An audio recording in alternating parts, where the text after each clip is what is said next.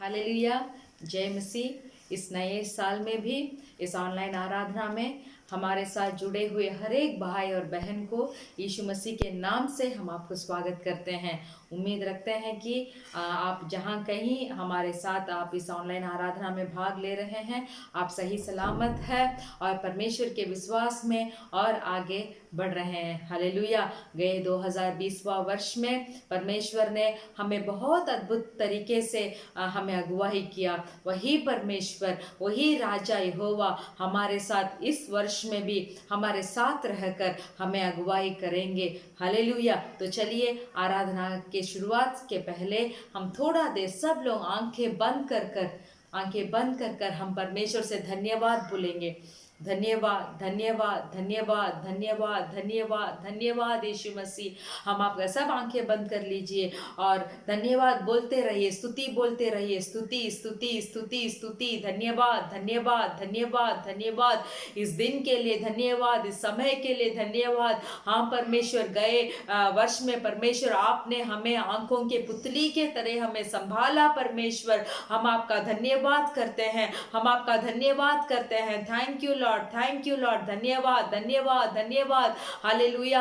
आपने हमें एक पिता के तरह अपने कंधों पर उठाकर लेके गए, एक माँ के तरह अपने सीने से लगाकर हमें अगुवाई किया। परमेश्वर, हम आपका धन्यवाद बोलते हैं। धन्यवाद, धन्यवाद, धन्यवाद, धन्यवाद, धन्यवाद। कितने दुर्घटनाएं हमारे सामने, हमारे चारों ओर थे परमेश्वर, वो सभी संभव से आपने हमें बचा कर रखा। परमेश्वर, हम आपका धन्यवाद बोलते हैं। धन्यवाद, धन्यवाद, धन्यवाद, धन्यवाद, धन्यवाद कहते हैं। हालेलुया, धन्यवाद करते हैं। आप ही हमें अगुवाई कीजिए, आप ही हमें संभाल लीजिए। आपके अलावा इस दुनिया में हमें और कोई भी परमेश्वर इतना रक्षा नहीं कर सकता जैसे आप करते हैं। धन्यवाद बोलते हैं, धन्यवाद बोलते हैं। यीशु मसीह के नाम से मांगते हैं पिता, आमीन। Hallelujah, hallelujah. मेरे प्रिय भाई और बहनों, लगातार आप अच्छा से प्रार्थना कीजिए कि जल्दी ही जल्दी हमारे कलीसिया खोले और हम परमेश्वर के सम्मुख में जाकर आनंद मनाए। हालेलुया। 2020वां वर्ष ऐसे ही गुजर गया है बोलकर कोई भी मत सोचिए, इतना काम मुझे करना चाहिए था, मैंने ख़त्म नहीं किया, मेरा जीवन में ये मकसद पूरा नहीं हुआ बोलकर ऐसे मत सोचिए। और भी ऐसे मत सोचिए कि मेरा आत्मिक स्थिति ये 2020 में अच्छा ना रहा, मेरा रिश्ता मेरे परमेश्वर यहोवा के साथ अच्छा ना रहा, ऐसे बोलकर शर्मिंदा ना हो जाइए, दुख ना हो जाइए। हालेलुया। क्योंकि हमारे पिता परमेश्वर जो है हमारे ऊपर इतना प्रेम रचाते हैं कि कभी भी हमें छोड़कर नहीं जा सकते। Hallelujah, hallelujah. तो एक निर्णय ले लीजिए कि ये नया वर्ष में आप परमेश्वर से अपना रिश्ता को बहुत मजबूत रखेंगे, बाइबल पढ़ेंगे, प्रार्थना करेंगे। जितना समय आपको मिलता है उस समय बाइबल लीजिए, वचन को पढ़िए। प्रभु आपको आशीष करेंगे। आने वाले दिनों में भी परमेश्वर सारे संभवों से, सारे दुर्घटना से, सारे भयंकर से हमें बचा कर रखना है तो हमें परमेश्वर यीशु मसीह के आड़ के अंदर आकर हमें छिप जाना चाहिए। Hallelujah, hallelujah. तो विश्वास से रहिए, धैर्य से आगे बढ़ते रहिए। परमेश्वर यहोवा का हाथ हमारे साथ है। Hallelujah, hallelujah. तो चलिए हम हमारा प्रार्थना गीत शुरू करेंगे। हो जय जयकार, हो जय जयकार, हो जय जयकार करे। तालियां बजाकर आप गा सकते हैं। तालियां बजाकर आप गाइए, मन में प्रार्थना करते रहिए कि परमेश्वर यहोवा इस आराधना के द्वारा आप मुझसे बात कीजिए, बहुत सारे बंधनों से मुझे छुटकारा दीजिए, रोगों से मुझे छुटकारा दीजिए। प्रार्थना के साथ हम गाएंगे। हालेलुया। हो जय जयकार, जय जयकार करे। हो जय जयकार, जय जयकार करे। वो है हमारा राजा, राजा दुख संकट से बचाता बचाता। वो है हमारा राजा, राजा से बचाता बचाता हम पर अपनी करुणा करता और करता उपकार। क्यों ना उस पर तन मन मारे, दे अपना अधिकार। हो जय जयकार, जय जयकार करे। ओ जय जयकार, जय जयकार करे। स्वर्ग है उसका सिंहासन, सिंहासन पृथ्वी बनी है आसन, आसन। स्वर्ग है उसका सिंहासन, सिंहासन पृथ्वी बनी है आसन, आसन। आकाश उसकी महिमा बताए, हस्तकला को दिखाए। सारी पृथ्वी अपनी रचना उसका ही प्रताप। हो जय जयकार, जय जयकार करे। हो जय जयकार, जय जयकार करे। हो जय जयकार, जय जयकार करे।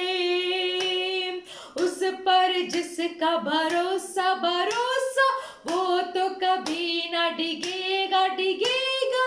उस पर जिसका भरोसा भरोसा, वो तो कभी ना डिगेगा डिगेगा।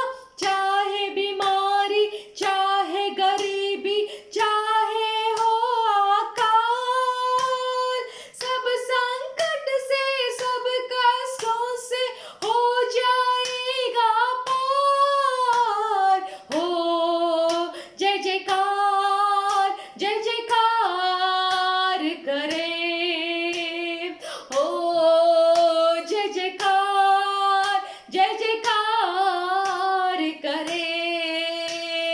हो जय जयकार, जय जयकार करे। हो जय जयकार, जय जयकार करे।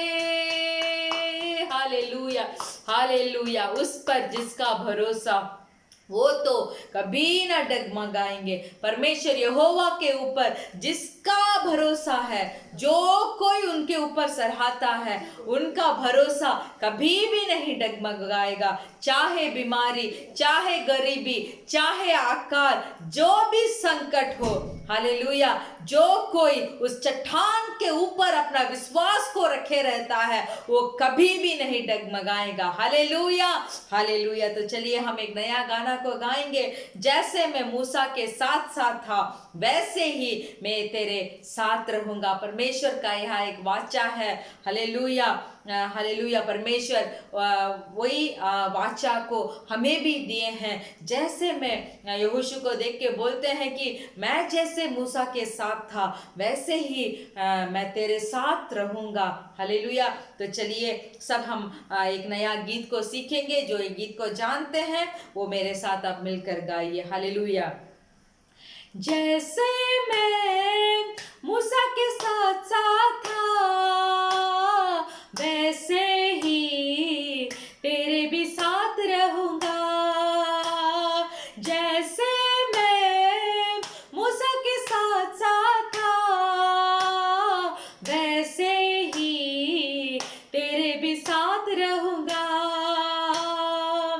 दस्तबरदार रहूंगा मैं तुझसे, दस्तबरदार रहूंगा मैं तुझसे, और तुझे न कभी छोड़ूंगा। जैसे मैं मूसा के साथ साथ था, वैसे ही तेरे भी साथ रहूंगा। जैसे मैं मूसा के साथ साथ था, वैसे ही तेरे भी साथ रहूंगा। यीशुआ उठ लोग साथ ले जा, मुल्क कनान उनको पहुंचा। यीशुआ उठ लोग साथ ले जा, मुल्क कनान उनको पहुंचा।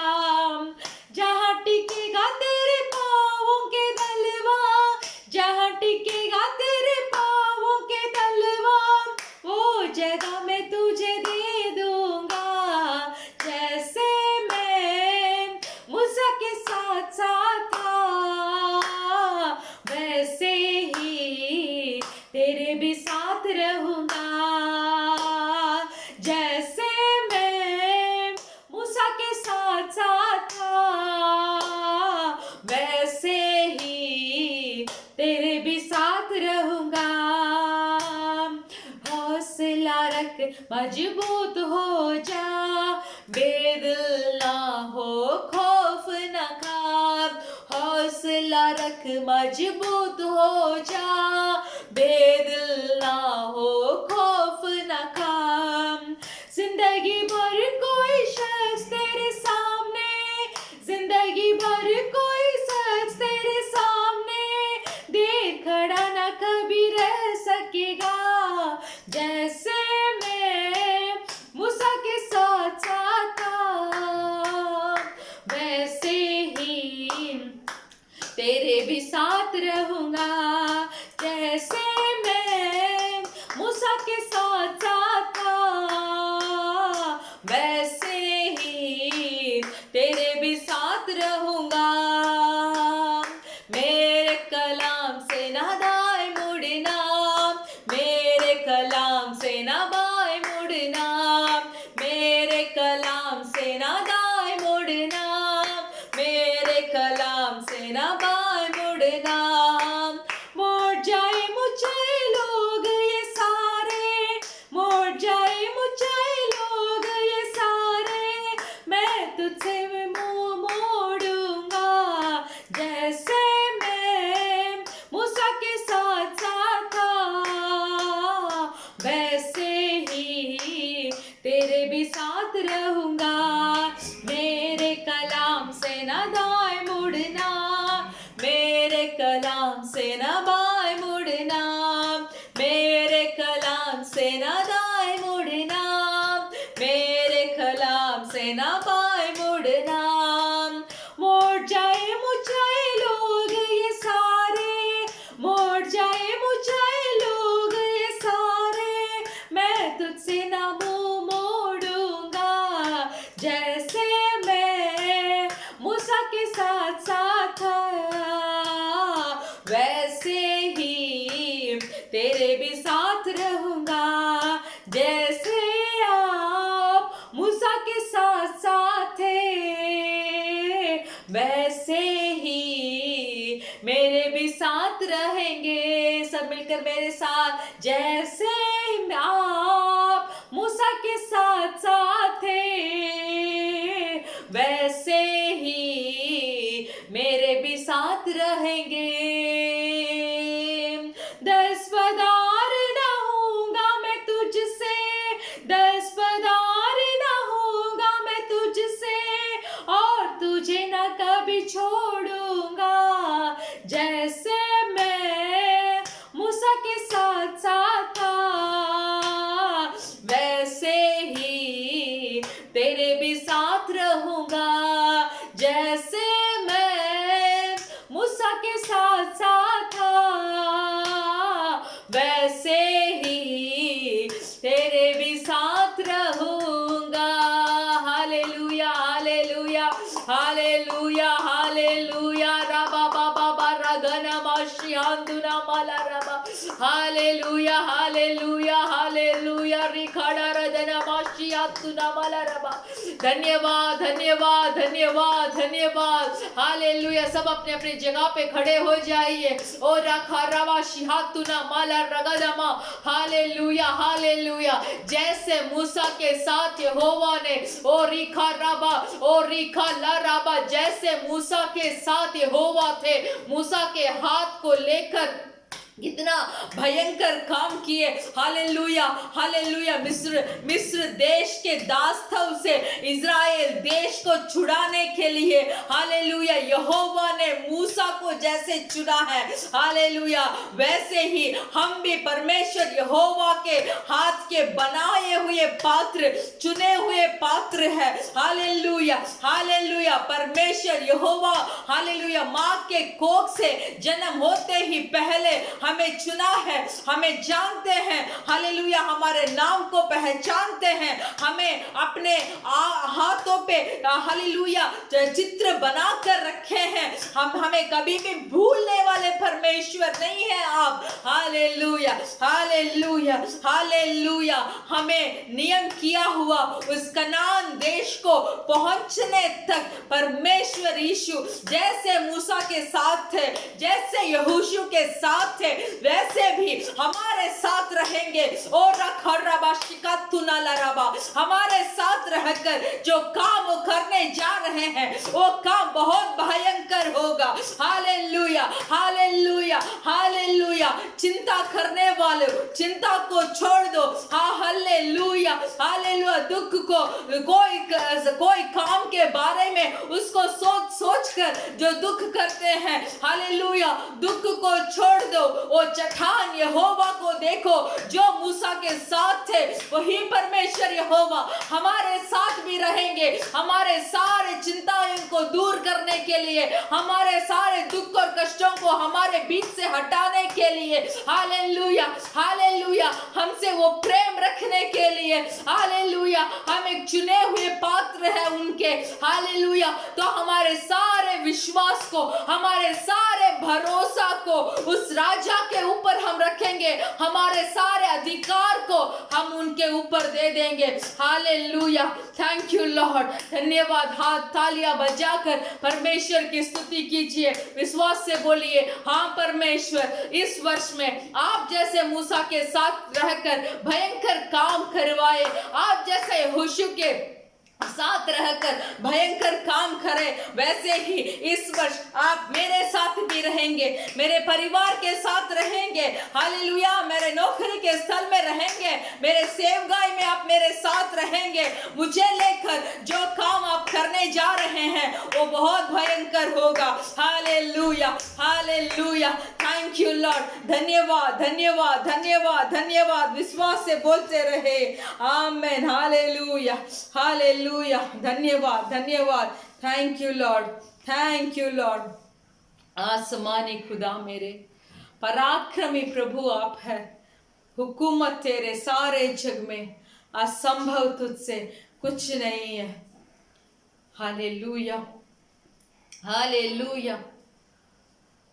फिरौन को बहुत असंभव था, पर मूसा के साथ जो परमेश्वर थे उनसे कुछ भी असंभव ना था, सब संभव हुआ। हालेलुया। मिलके गाएंगे हाथों को उठाकर। आसमानी खुदा मेरे, हुकुम पराक्रमी प्रभु तू है। हुकूमत तेरी सारे जग में, असंभव तुझसे कुछ नहीं है। हुकूमत तेरी सारे जग में, असंभव तुझसे कुछ नहीं है। एल शैडाई, एल शैडाई, सर्वशक्तिमान तू है। एल शैडाई, एल शैडाई, सर्वशक्तिमान तू है।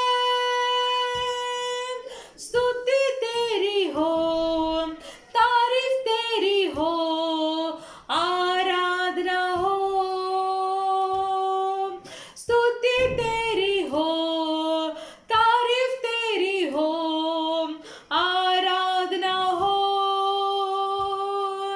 आसमानी खुदा मेरे, हुकूमत पराक्रमी प्रभु तू है। हुकूमत तेरी सारे जग में, असंभव तुझसे कुछ नहीं है। असंभव तुझसे कुछ नहीं है। यहोवा निस्सी, जय मुझे देने वाले। यहोवा निस्सी, जय मुझे देने वाले। स्तुति तेरी हो, तारीफ तेरी हो, आराधना हो। स्तुति तेरी हो, तारीफ तेरी हो,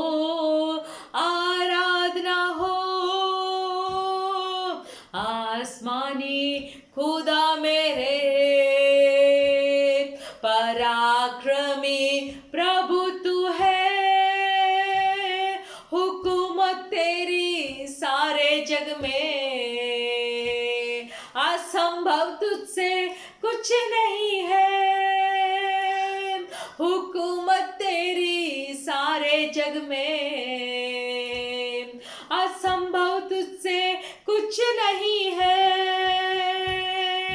यहोवा राफा चंगाई देने वाले, यहोवा राफा चंगाई देने वाले, स्तुति तेरी हो, तारीफ तेरी हो, आराधना हो, स्तुति तेरी हो, तारीफ तेरी हो, आराधना हो। हालेलुया हालेलुया, आसमानी खुदा हमारे, हालेलुया, पराक्रमी परमेश्वर हमारे, हालेलुया, इस सारे धरती के ऊपर, हालेलुया हालेलुया, हुकूमत को करने वाले हमारे प्रिय परमेश्वर यहोवा, हालेलुया, आपसे कुछ भी असंभव नहीं है, आपसे कुछ भी असंभव नहीं है। बोलिए, हमारे परमेश्वर से बोलिए, आपसे कुछ भी असंभव नहीं है, मेरे जीवन में आपसे कुछ भी असंभव नहीं है। हालेलुया हालेलुया हालेलुया, मुझे आगे बढ़ाना आपसे संभव है परमेश्वर, हालेलुया, मेरे रोग चंगाई प्राप्त करना आपके लिए संभव है परमेश्वर, आत्मिक स्थिति में और आगे दौड़कर जीवन का मुकुट को पाना आपसे संभव है परमेश्वर, हालेलुया, पाप के दलदल से पड़े हुए मुझे खींचकर बाहर लेकर आए परमेश्वर, आपके लहू से धोया परमेश्वर, मुझे मोल लिया परमेश्वर, आपसे संभव है, आपसे संभव है। हालेलुया, मेरे दरिद्र को दूर करने वाले परमेश्वर, मेरे व्याकुल को दूर करने वाले परमेश्वर। ओ रिखारा बाबा, ये वर्ष कैसे गुजरेगा, हालेलुया, आने वाले दिन कैसे भयंकर होंगे, ऐसे बोलकर चिंता करने में चिंता करने में कोई लाभ नहीं है, क्योंकि पराक्रमी परमेश्वर जो इस सारे संसार के ऊपर जो राज्य करते हैं, जो हुकूमत को चलाते हैं, जो बोलते हैं तो अब सूर्य उगती है, जब बोलते हैं तो सूर्य ढाम जाती है, हालेलुया, जब बोलते हैं तो मेघ बारिश को बरसाती है। तो ये सब चीजें परमेश्वर के बात को जैसे सुनती है, वैसे भी हमारा जीवन में भी परमेश्वर एक बड़ा अद्भुत काम और पराक्रमी काम को करने में, हालेलुया, सफलता परमेश्वर है। थैंक यू लॉर्ड, धन्यवाद धन्यवाद धन्यवाद धन्यवाद। इस आराधना का समय में जो कोई, हालेलुया, आत्मिक स्थिति के लिए, आत्मिक पवित्र जीवन के लिए आपसे प्रार्थना या विनती करते हो, यीशु मसीह के नाम से पराक्रमी परमेश्वर, आसमानी खुदा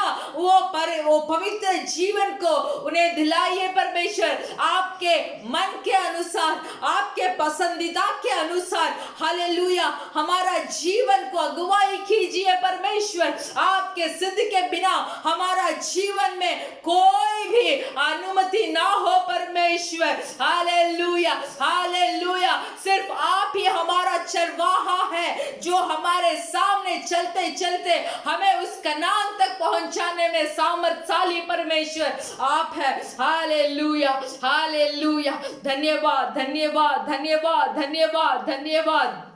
हालेलुया हालेलुया हालेलुया, आप कितने भले परमेश्वर हैं। मेरा यीशु है मुझको भला, वो ही काफी है सदा सर्वदा। मेरा यीशु है मुझको भला, वही काफी है सदा सर्वदा। दुख में, रोग में, हर मुसीबत में मेरे मन वो ही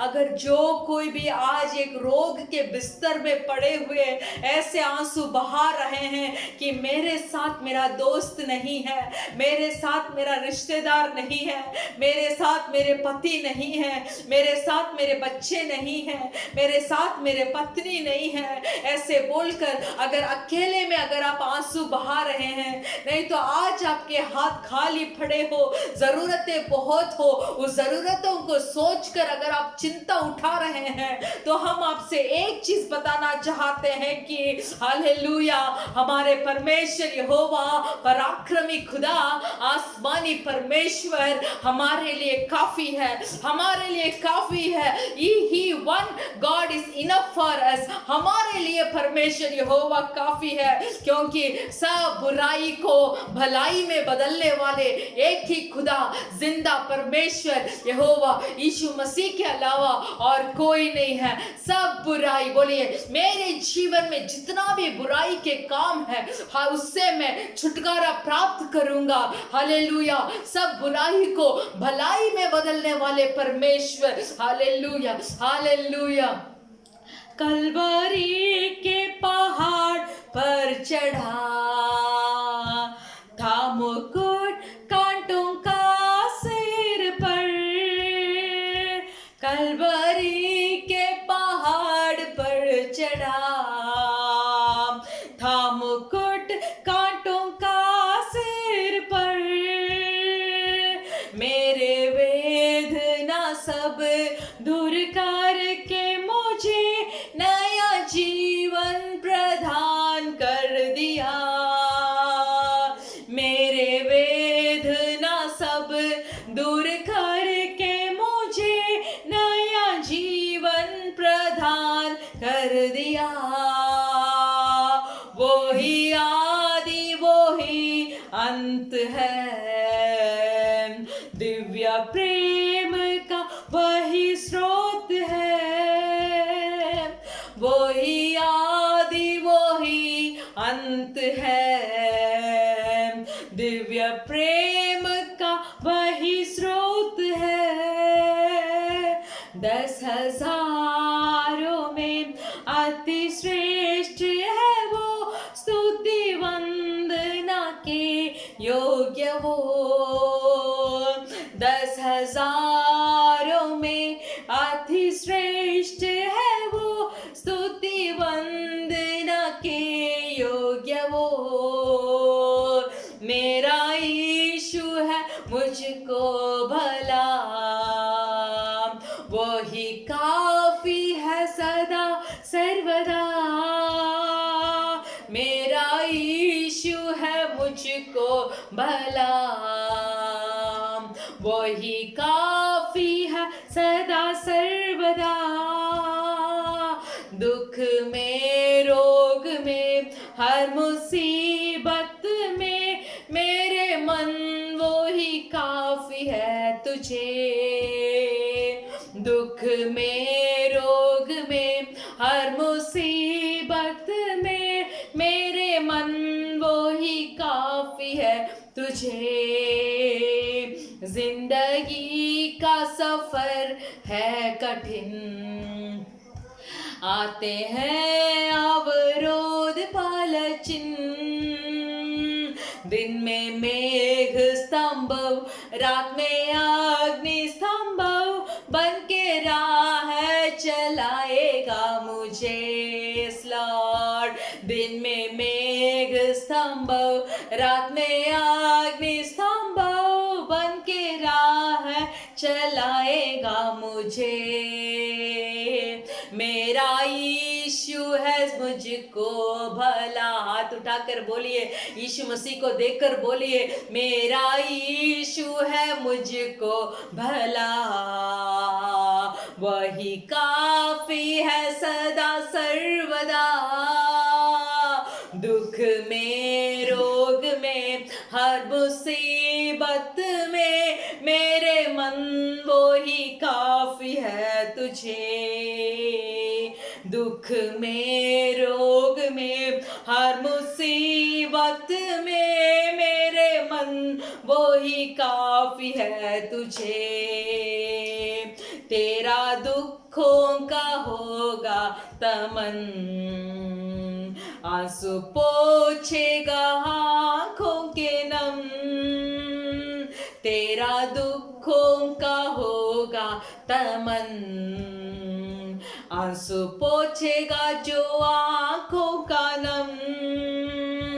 राजा बनकर जब बादलों पर आएगा, मैं भी उड़ उसके संग जाऊंगा। यस लॉर्ड, राजा बन के जब बादलों पर आएगा, मैं भी उड़ उसके संग जाऊंगा। सब तालियां बजाकर बोलिए, मेरा यीशु मुझे भला है, मेरा यीशु मुझे भला है। मेरे दुख के राहों पर आंसू बहाना से ज्यादा मेरा यीशु मुझे भला है। हे मेरे मन, अपने आप को देखकर बोलिए, हे हृदय तू टूट मत जा। अपने हृदय के ऊपर हाथ रखकर बोलिए, हे हृदय तू टूट मत जा। हे मेरे मन तू व्याकुल ना हो। हे मेरे मन तू खौफ ना खा, क्योंकि एक दिन बादलों पर आने वाला है, एक दिन बादलों पर आने वाला है। मेरे यीशु मसीह उस मध्य बादल में एक दिन प्रकट होने वाला है। वो आएगा मेरे दुखों को, मेरे दुख के सारे जिंदगी को बदलने के लिए। हालेलुया, युगान युग तक उसके साथ रहकर खुशियां मनाने के लिए, स्तुति करने के लिए, आराधना करने के लिए। हालेलुया, जो जो क्रिया इस संसार में मैंने उसके लिए किया था, वो उसका प्रतिफल देने के लिए जल्दी ही जल्दी मेरा यीशु मसीह उस बादलों पर आएगा। जब वो उस बादल पर आएगा, मैं भी उड़ उसके संग जाऊंगा, मैं भी उड़ उसके संग जाऊंगा। इस धरती के सारे धर्म को छोड़कर, हालेलुया, इस धरती के सारे चीजों को छोड़कर, हालेलुया, दुख को छोड़कर, रोग को छोड़कर, व्याकुल को छोड़कर, मैं भी उसके संग उड़कर जाऊंगा। वो दिन बहुत दूर नहीं है, वो दिन बहुत निकट है। इसीलिए अपने आप को एक धैर्य कर लीजिए और अपने मन से बोलिए, हे मेरे दिल तू तू खौफ ना खाना, तू खौफ ना खाना। ये संसार में जो कुछ हम अभी अनुभव कर रहे हैं, वो कुछ ही समय के लिए है, वो थोड़ा समय के लिए, ये दुख थोड़ा समय के लिए। अगर परमेश्वर के द्वारा कोई दुख और कष्ट को हम उठा रहे हैं, तो वो भी थोड़ा ही दिन के लिए। हालेलुया, रोगों का बिस्तर थोड़ा दिन के लिए, हालेलुया, उससे भी परमेश्वर हमें छुटकारा देंगे, क्योंकि हमारे पराक्रमी परमेश्वर से सब कुछ संभव है। जब आप मुंह खोलकर बोलेंगे, बोलिए, मेरे पराक्रमी परमेश्वर से सब कुछ संभव है, सब कुछ संभव है, सब कुछ संभव है। Hallelujah, hallelujah, hallelujah. कलवरी क्रूस में अपने अंतिम सांस तक, अपने अंतिम लहू तक हमारा परमेश्वर यहोवा यीशु ने बहाया, ताकि उस उन्नति प्रेम को हम महसूस कर पाए। Hallelujah, hallelujah. तो परमेश्वर हमारे साथ है, कुछ भी असंभव नहीं है। सब काम हमारे लिए करेंगे, क्योंकि वो ही हमारा आदि है और वही हमारा अंत है।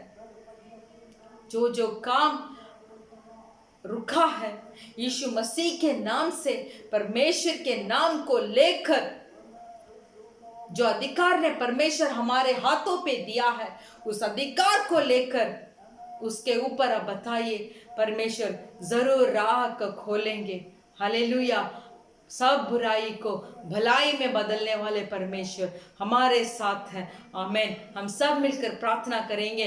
धन्यवाद, धन्यवाद, धन्यवाद, धन्यवाद यीशु मसीह, इस आराधना के लिए धन्यवाद। जो कोई इस आराधना में जुड़े हुए हैं, हम विश्वास रखते हैं कि इस आराधना के द्वारा आप उनसे बात किए हैं। हालेलुया। उनके व्याकुल को अपने खुशी में बदला है। आमीन। उनके आंसू को अपने आनंद में बदला है। परमेश्वर, जो कोई आप आपके लिए, आपके सुसमाचार के लिए, आपके सेवकाई के लिए जो कोई दुख भुगत रहा हो, यीशु मसीह के नाम से जब आप आएंगे वो प्रतिफल उन्हें मिले। परमेश्वर धन्यवाद करते हैं, वो प्रतिफल मिले। हमारे भाई और बहनों को आपके सम्मुख में समर्पण करते हैं और भी आपके विश्वास में आगे बढ़ने के लिए और आप ही को जड़ के तरह पकड़े रहने के लिए आप मदद कीजिए, आप मदद कीजिए। यीशु मसीह के नाम से हम मांगते हैं खुदा, आमीन। Hallelujah, hallelujah. परमेश्वर भला है। हम सब उठकर भजन संगीता पढ़ेंगे। आज का भजन संगीता 3रा अध्याय हम पढ़ेंगे। साम्स 3 भजन संगीता 3रा अध्याय। ये यहोवा मेरे सताने वाले कितने बढ़ गए हैं, जो मेरे विरुद्ध उठते हैं बहुत है। बहुत से मेरे प्राण के विषय में कहते हैं कि उसका बचाव परमेश्वर की ओर से नहीं हो सकता। परंतु ये यहोवा, तू तो मेरे चारों ओर मेरी ढाल है। तू तो मेरी महिमा और मेरे मस्तक का ऊंचा करने वाला है।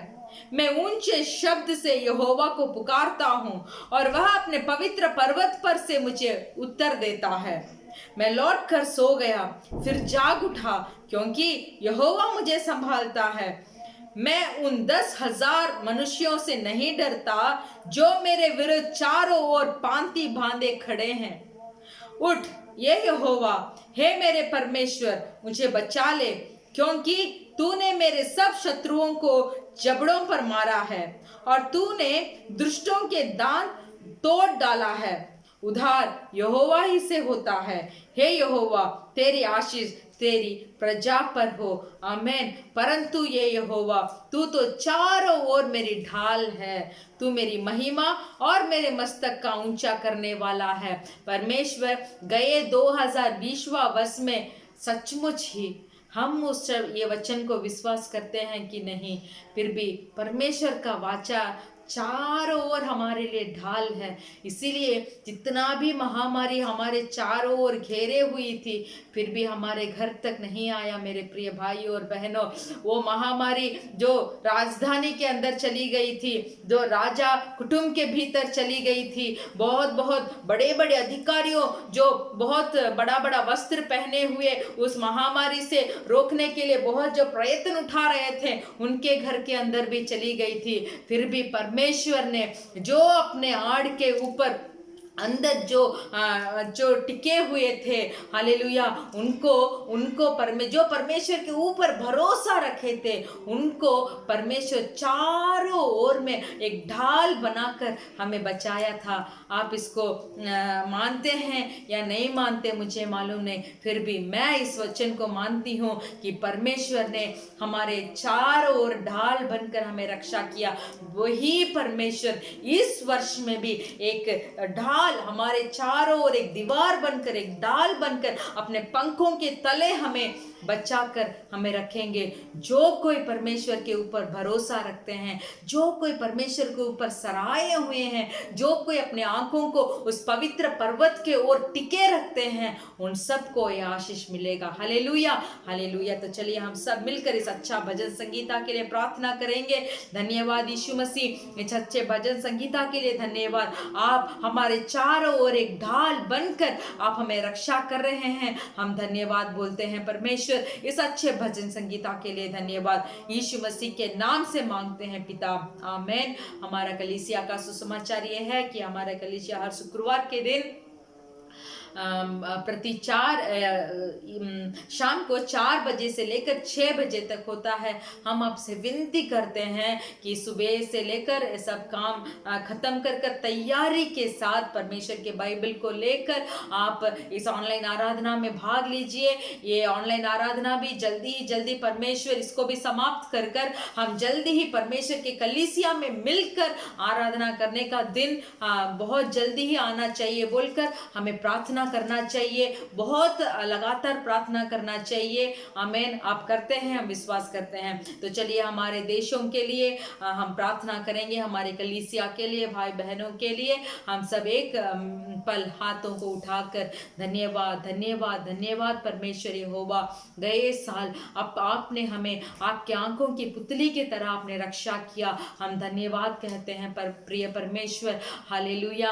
आप जैसे गए साल हमारे साथ रहकर हमें आपने रक्षा किया, उसी तरीके से इस 2021वां वर्ष को भी आपके हाथ में हम समर्पण करते हैं। जैसे आप मूसा के साथ साथ थे, वैसे भी हमारे साथ भी आप रहेंगे, हमें कभी नहीं छोड़ेंगे, हमें कभी नहीं त्यागेंगे। आपका प्रेम हमें बलवंत करता ही रहेगा। धन्यवाद यहोवा। इस पृथ्वी के सारे लोगों को आपके हाथों पे समर्पण करते हैं। ये पृथ्वी के सारे लोग परमेश्वर यहोवा का नाम के बारे में जानकारी हो, उद्धार प्राप्त करे, बपतिस्मा ले ले। परमेश्वर, जो लहू आप क्रूस में हम सब जातियों के लिए, सब मानव जाति के लिए बहाया था, वो लहू कभी भी व्यर्थ ना होगा। हालेलुया। एक बड़े भीड़ के लोग आपके आगमन में प्रवेश करेंगे, हम विश्वास करते हैं। आपके हाथ में समर्पण करते हैं। हालेलुया। हमारे कलीसिया के भाई बहन जो कोई उनके सब जरूरतों को, उनके सब दुखों को, उनके सारे रोगों को आपके हाथों में समर्पण कर कर हम प्रार्थना करते हैं। सबको परमेश्वर भलाई में बदलने वाले आप उनके साथ रहकर उन्हें अगुवाई कीजिए।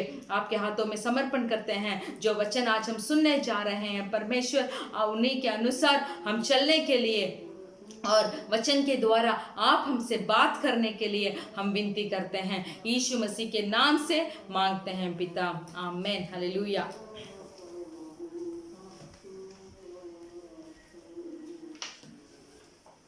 ஹல்லேலூயா. हालेलुया। ஆண்டவரே இயேசு கிறிஸ்து நாமத்தில் உங்களை ஒவ்வொருவரையும் வாழ்த்துக் கொள்கிறோம். परमेश्वर यीशु मसीह के नाम से हर एक को हम स्वागत करते हैं। தொடர்ந்து நீங்கள் தேசங்களுக்காக ஒவ்வொரு நாளும் ஜெபித்துக் கொள்ளும்படியாக लगातार देशों के लिए आप प्रार्थना करने के लिए हम आपसे विनती करते हैं। கர்த்தர் வரக்கூடிய நாட்களிலே आने वाले समयों में परमेश्वर நம்மளை கொண்டு பயங்கரமான காரியங்களை செய்யும்படியாக हमें लेकर बहुत बड़ा भयंकर काम करेंगे। ஒவ்வொரு நாளும் அந்த தேவ சமூகத்தில் ஜெபிக்க வேண்டும். प्रतिदिन परमेश्वर के सम्मुख में हमें प्रार्थना करना चाहिए। உங்கள் ஒவ்வொருவருக்கும் இயேசு கிறிஸ்துவின் நாமத்தினாலே புத்தாண்டு வாழ்த்துக்கள். आप हर एक को परमेश्वर यीशु मसीह के नाम से नया साल मुबारक हो। கர்த்தர் உங்களை ஆசீர்வதிப்பாராக. परमेश्वर आपको आशीष करे। இந்த ஆண்டில் தேவன் உங்களை பாதுகாத்து பலகி பெருக பண்ணுவாராக.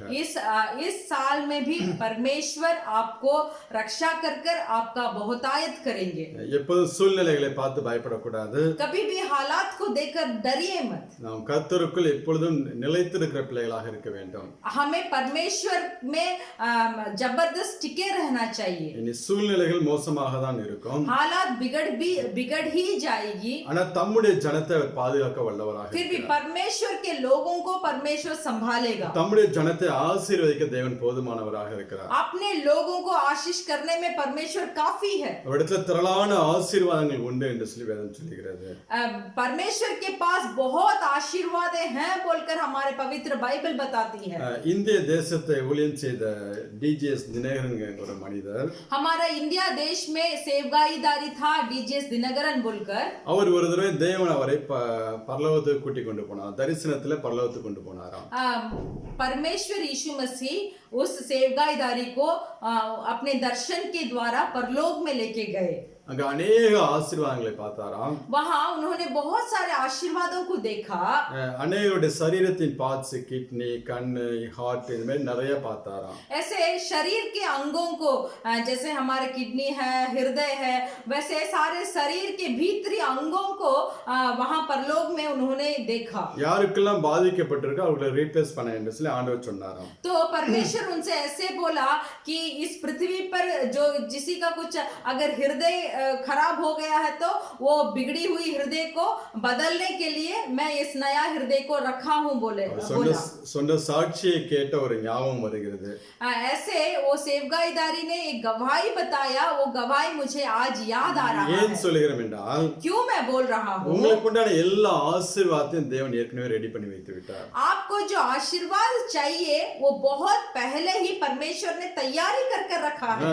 நீ கேட்டுதான் அந்த தேவன் நம்மை ஆசீர்வதிக்க போறார். போறது கிடையாது. इसलिए मैं पूछूंगा तभी परमेश्वर मुझे आशीष करेंगे, ऐसे नहीं है। தேவன் ஏற்ற காலத்துல நமக்கு கொடுப்பார். जब जब जरूरत पड़ेगा तब परमेश्वर हमें देंगे। ஆனால் அதே நேரத்துல நாம் தேவனுக்கு எந்த அளவு பிரயோஜனப்படுகிறோம் என்பதுதான் முக்கியம். उसी समय बहुत प्रधान काम ये है कि हम परमेश्वर के लिए कैसे उपयोग हो रहे हैं। அவனவன் பிரயோஜனத்துக்கு தக்கதான் தேவன் இந்த பூமியில ஆசீர்வாதங்களை கொடுப்பார். उन एक मनुष्य का प्रयोजन का अनुसार ही परमेश्वर उसे आशीर्वाद देंगे।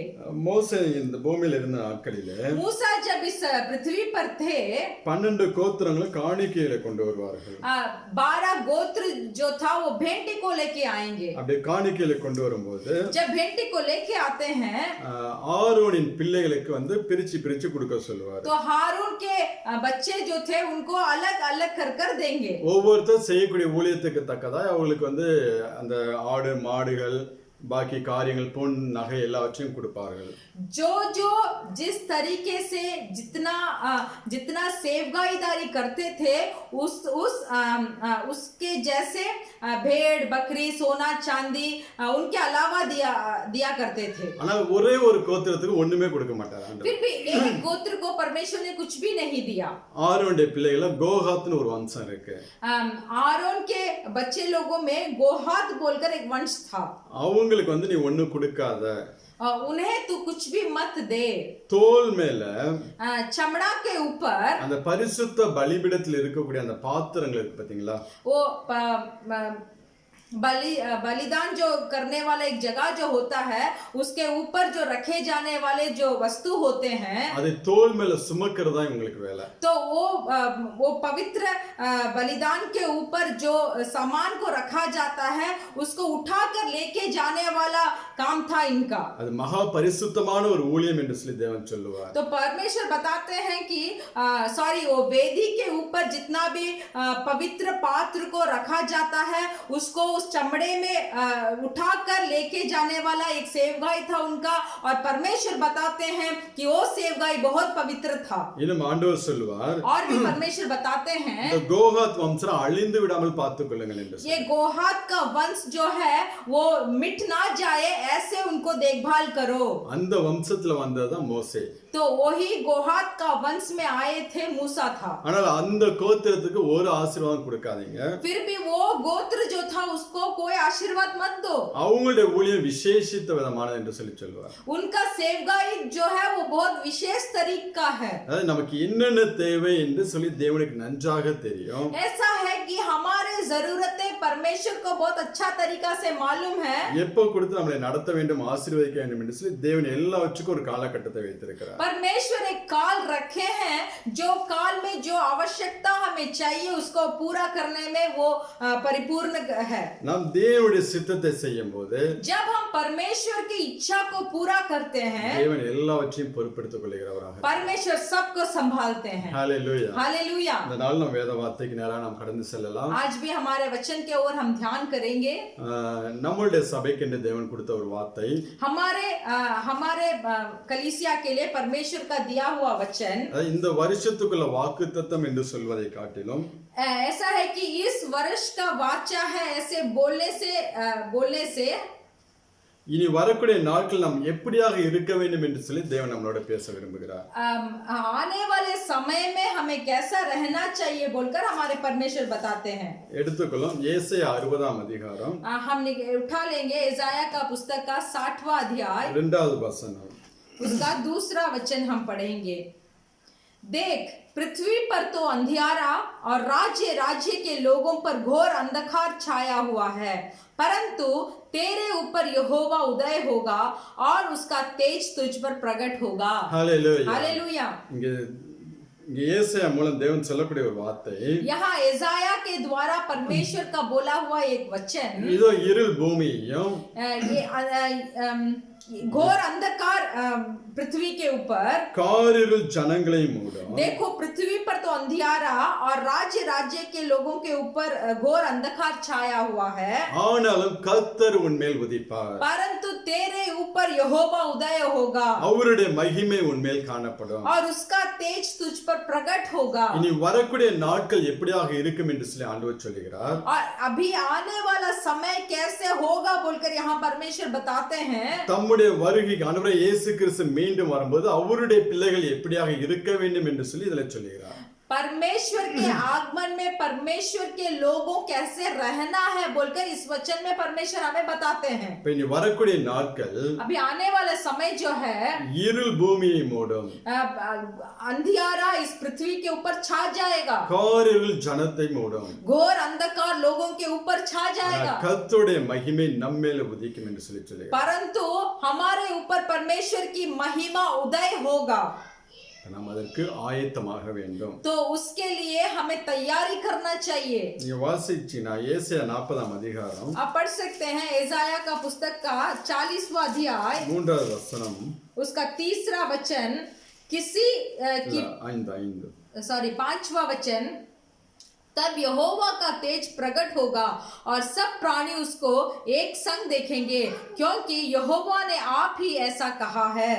இங்கே கர்த்தருடைய மகிமை வெளியரங்கமாகும். तब यहाँ यहोवा का तेज प्रकट होगा மாம்சமான யாவும் அதை காணும் என்று சொல்லி சொல்கிறது. और सब प्राणी उसको एक संग देखेंगे बोलकर बताया गया நாம் है। ஒவ்வொருவர் மேலும் தேவ மகிமை வெளியரங்கமாக வரப்போகிற காலம் இது. अभी जो समय है, ये समय हमारे ऊपर परमेश्वर की महिमा प्रकट होने वाले समय है। அது புறஜாதிகளுடைய கண்கள் காணும்படியாக தேவன் செய்ய போகிறார். और दूसरे प्राणी उसको देखने के लिए रखा गया है। அதான் சங்கீதக்காரன் தாவீது இன்னைக்கு வாசிச்ச சங்கீதத்துல इसीलिए जो भजन संगीता आज हमने पढ़ा है 3ஆம் அதிகாரம் 3வது வசனத்துல उसका 3रा अध्याय का 3रा वचन में, परंतु ये यहोवा तू तो मेरा चारों ओर मेरी ढाल है, तू मेरी महिमा और मेरे मस्तक का ऊंचा करने वाला है। ஹalleluya. हालेलुया। என் மகிமையுமாய் நீ இருக்கிறீர் என்று சொல்லி சொல்கிறார். यहाँ बोलता है कि तू मेरा महिमा है। இனி வரக்கூடிய நாட்களிலே अभी आने वाले समय में தேவன் நம்ம மேல மகிமையாய் இருக்க போகிறார். परमेश्वर हमारे ऊपर महिमा बनकर रहेंगे। அதே நேரத்துல उसी समय இந்த பூமி இருளும் ஜனத்தை காரிருளும் ஓடும். इस पृथ्वी के ऊपर अंधकार और राज्य के लोगों के ऊपर घोर अंधकार छा जाएगा। அதாவது மோசே பாத்தீங்கன்னா यहाँ मूसा को देखिए, எகிப்து தேசத்துல இஸ்ரவேல் ஜனங்க அடிமைத்தனத்துல இருக்கும்போது जब मिस्र देश में इजरायली लोग दास्तों में थे, அவர்களை கானான் தேசத்துக்கு கொண்டு போகும்படியாக उनको कनान देश में लेके जाने के लिए அவனை தேவன் அனுப்புகிறார். उनको मूसा को परमेश्वर ने वहां मिस्र देश में भेजा। அங்கே சில காரியங்கள் அற்புதங்களை ஆண்டவர் செய்கிறார். वहां परमेश्वर कुछ अद्भुत काम को किया। அதுல ஒரு 3 நாள் காரிருள் உண்டாகும் அந்த தேசத்துல. तो उस समय 3 दिन मिस्र देश में घोर अंधकार छा गया था। அதே போல ஆண்டவர் இயேசு கிறிஸ்து மீண்டும் இந்த பரலோகத்துக்கு வந்து இந்த பூமிக்கு வந்து वैसे ही परमेश्वर यीशु मसीह जब इस पृथ्वी पर आएंगे, நம்மளை பரலோகத்துக்கு கூட்டி கொண்டு போகும்போது जब हमें परलोक में लेके जाएंगे, அப்படியாப்பட்ட ஒரு காலகட்டத்துக்குள்ளே நாம் கடந்து செல்வோம். तो उसी काल के अंदर हम भी जाएंगे। வாசிக்கலாம். யாத்ராகமம் 10ஆம் அதிகாரத்தை எடுத்துக்கொள்வோம். हम लेंगे निर्गमन का पुस्तक उसका 10वां अध्याय 21-22 उसका 21 और 22 को हम पढ़ेंगे। निर्गमन का पुस्तक 10वां अध्याय 21 और 22, फिर 21 से लेकर 23 तक हम पढ़ेंगे। फिर यहोवा ने मूसा से कहा, अपना हाथ आकाश की ओर बढ़ा कि मिस्र देश के ऊपर अंधकार छा जाए, ऐसा अंधकार का टटोला जा सके। तब मूसा ने अपने हाथ आकाश की ओर बढ़ाया और सारे मिस्र देश में 3 दिन तक घोर अंधकार छा रहा। 3 दिन तक ना तो किसी ने किसी को देखा और ना कोई अपने स्थान से उठा, परंतु सारे इजराइलियों के घरों में उजियाला रहा। हालेलुया। 3 நாள் காரிருள் அந்த தேசத்து மேல இருந்துச்சு. मिस्र देश में 3 दिन घोर अंधकार था, ஆனால் இஸ்ரவேல் புத்திரர் யாவர் மேலும் கர்த்தருடைய வெளிச்சம் இருந்தது சொல்லி வேதம் சொல்கிறது. फिर भी इजराइलियों के घरों में उजियाला था। அதே போல வரக்கூடிய நாட்களிலும் காண போகிறது. वैसे ही आने वाले समय में भी होगा। தேவனுடைய மகிமை அவருடைய பிள்ளைகள் மேல உதிக்க போகிறது. परमेश्वर का महिमा परमेश्वर के लोगों के ऊपर उदय होगा। அதை ஒவ்வொருவரும் காண போகிறார்கள். और ये सब भी उसको देखेंगे। இப்ப இருள் பூமியை மூடும் என்றால் अगर पृथ्वी पर घोर अंधकार छा जाएगा பாவ இருள் பூமியை ஆளுகை செய்ய ஆரம்பிக்கும். तो पाप का अंधकार पृथ्वी के ऊपर राज्य करेगा. தேவனுக்கு விரோதமான காரியங்களை परमेश्वर का विरुद्ध जो काम है சட்டமாக்கி उसको नियम में लेके आएंगे. ஜனங்களை பாவத்துக்குள்ளே நடத்துவார்கள். तो सब मनुष्यों को पाप के भीतर अगुवाई करेंगे. அதாவது வேதம் சொல்லுகிறது, हमारा वचन बाइबल बताता है, ஆணும் ஆணும் கல்யாணம் பண்ணுவது, பெண்ணும் பெண்ணும் கல்யாணம் பண்ணுவது தேவனுக்கு அருவருப்பு என்று சொல்லி. एक आदमी और आदमी शादी करने में और एक औरत और औरत शादी करना गलत है, पाप है. தேவனுக்கு தேவன் அருவருக்கிறார் என்று சொல்லி வேதம் சொல்லுகிறது. वो काम को परमेश्वर घृणा करते हैं. ஆனா இன்னைக்கு தேசங்கள் அதை சட்டமாக்கி இருக்கிறது. फिर भी ये सब चीजों को देशों ने एक नियम बनाकर लेके आया है. பாவம் செய்வதற்கு அவர்களுக்கு லைசென்ஸ் கொடுக்கிறது. पाप करने के लिए उन्हें अनुमति दिया जाता है. இதுதான் இருள்.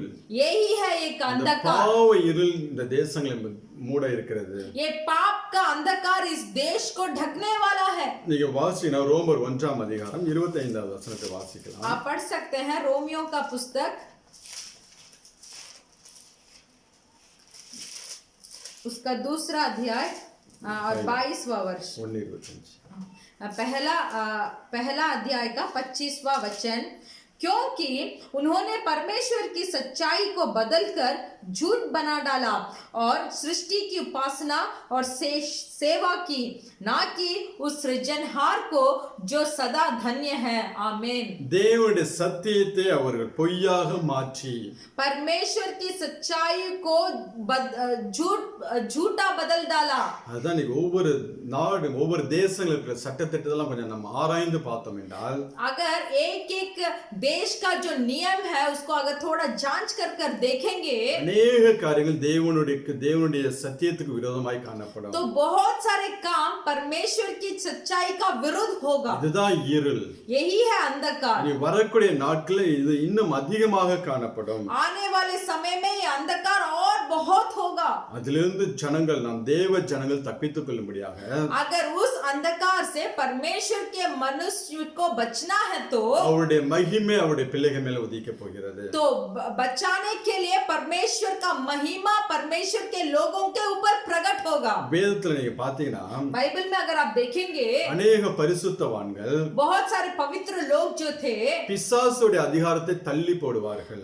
शैतान का अधिकार को तुच्छ जानेंगे. நீங்க தானியேலுடைய வாழ்க்கையில பார்த்தோம்னா दानियेल का जीवन में देखेंगे அந்த ராஜாவை தவிர வேற யாரிடத்திலும் ஜெபிக்க கூடாது, ஆராதிக்க கூடாதுன்னு ஒரு சட்டத்தை போட்டிருப்பார்கள். एक नियम को लेके आए हैं कि राजा के पास ही राजा के लिए ही प्रार्थना करना है बोलकर एक नियम को लेके आएंगे. அப்படியாப்பட்ட சட்டம் கொண்டு வரப்பட்டது என்று சொல்லி தானியேலுக்கு தெரிந்தும் ऐसा एक नियम इस देश में लेके आए हैं बोलकर दानियेल को मालूम पड़ा. அவன் எப்போதும் போல 3 முறை போய் தேவனை நோக்கி அவன் ஜெபிக்க फिर ஆரம்பித்தான். भी उसके बारे में उतना वो सोचा नहीं. वो जैसे 3 बार जाकर परमेश्वर से प्रार्थना करना चाहिए था वैसे 3 बार दानियेल ने परमेश्वर से प्रार्थना किया. அதுதான் அந்த அதிகாரத்தை தள்ளி போடுவது. तो यही है शैतान का अधिकार को तुच्छ या दूर हटाना. எசேக்கியா ராஜாவோட வாழ்க்கையிலும் एजेकिया राजा के जीवन में भी எடுத்துக்கலாம் 2 ராஜாக்கள் 18ஆம் அதிகாரம் हम उठा लेंगे 2रा राजाओं का पुस्तक उसका 18 अध्याय 6-7 வசனங்களை வாசிக்கலாம். हम उसका 6 और 7 को पढ़ेंगे. वह यहोवा से लिपटा रहा और उसके पीछे चलना ना छोड़ा और जो आज्ञाएं यहोवा ने मूसा को दी थी उनको वह पालन करता था. इसीलिए यहोवा उसके संग रहा और जहां कहीं वह जाता था वहां उसका काम सफल होता था. उसने असुसूर के राजा से बलवा करके उसकी अधीनता छोड़ दी.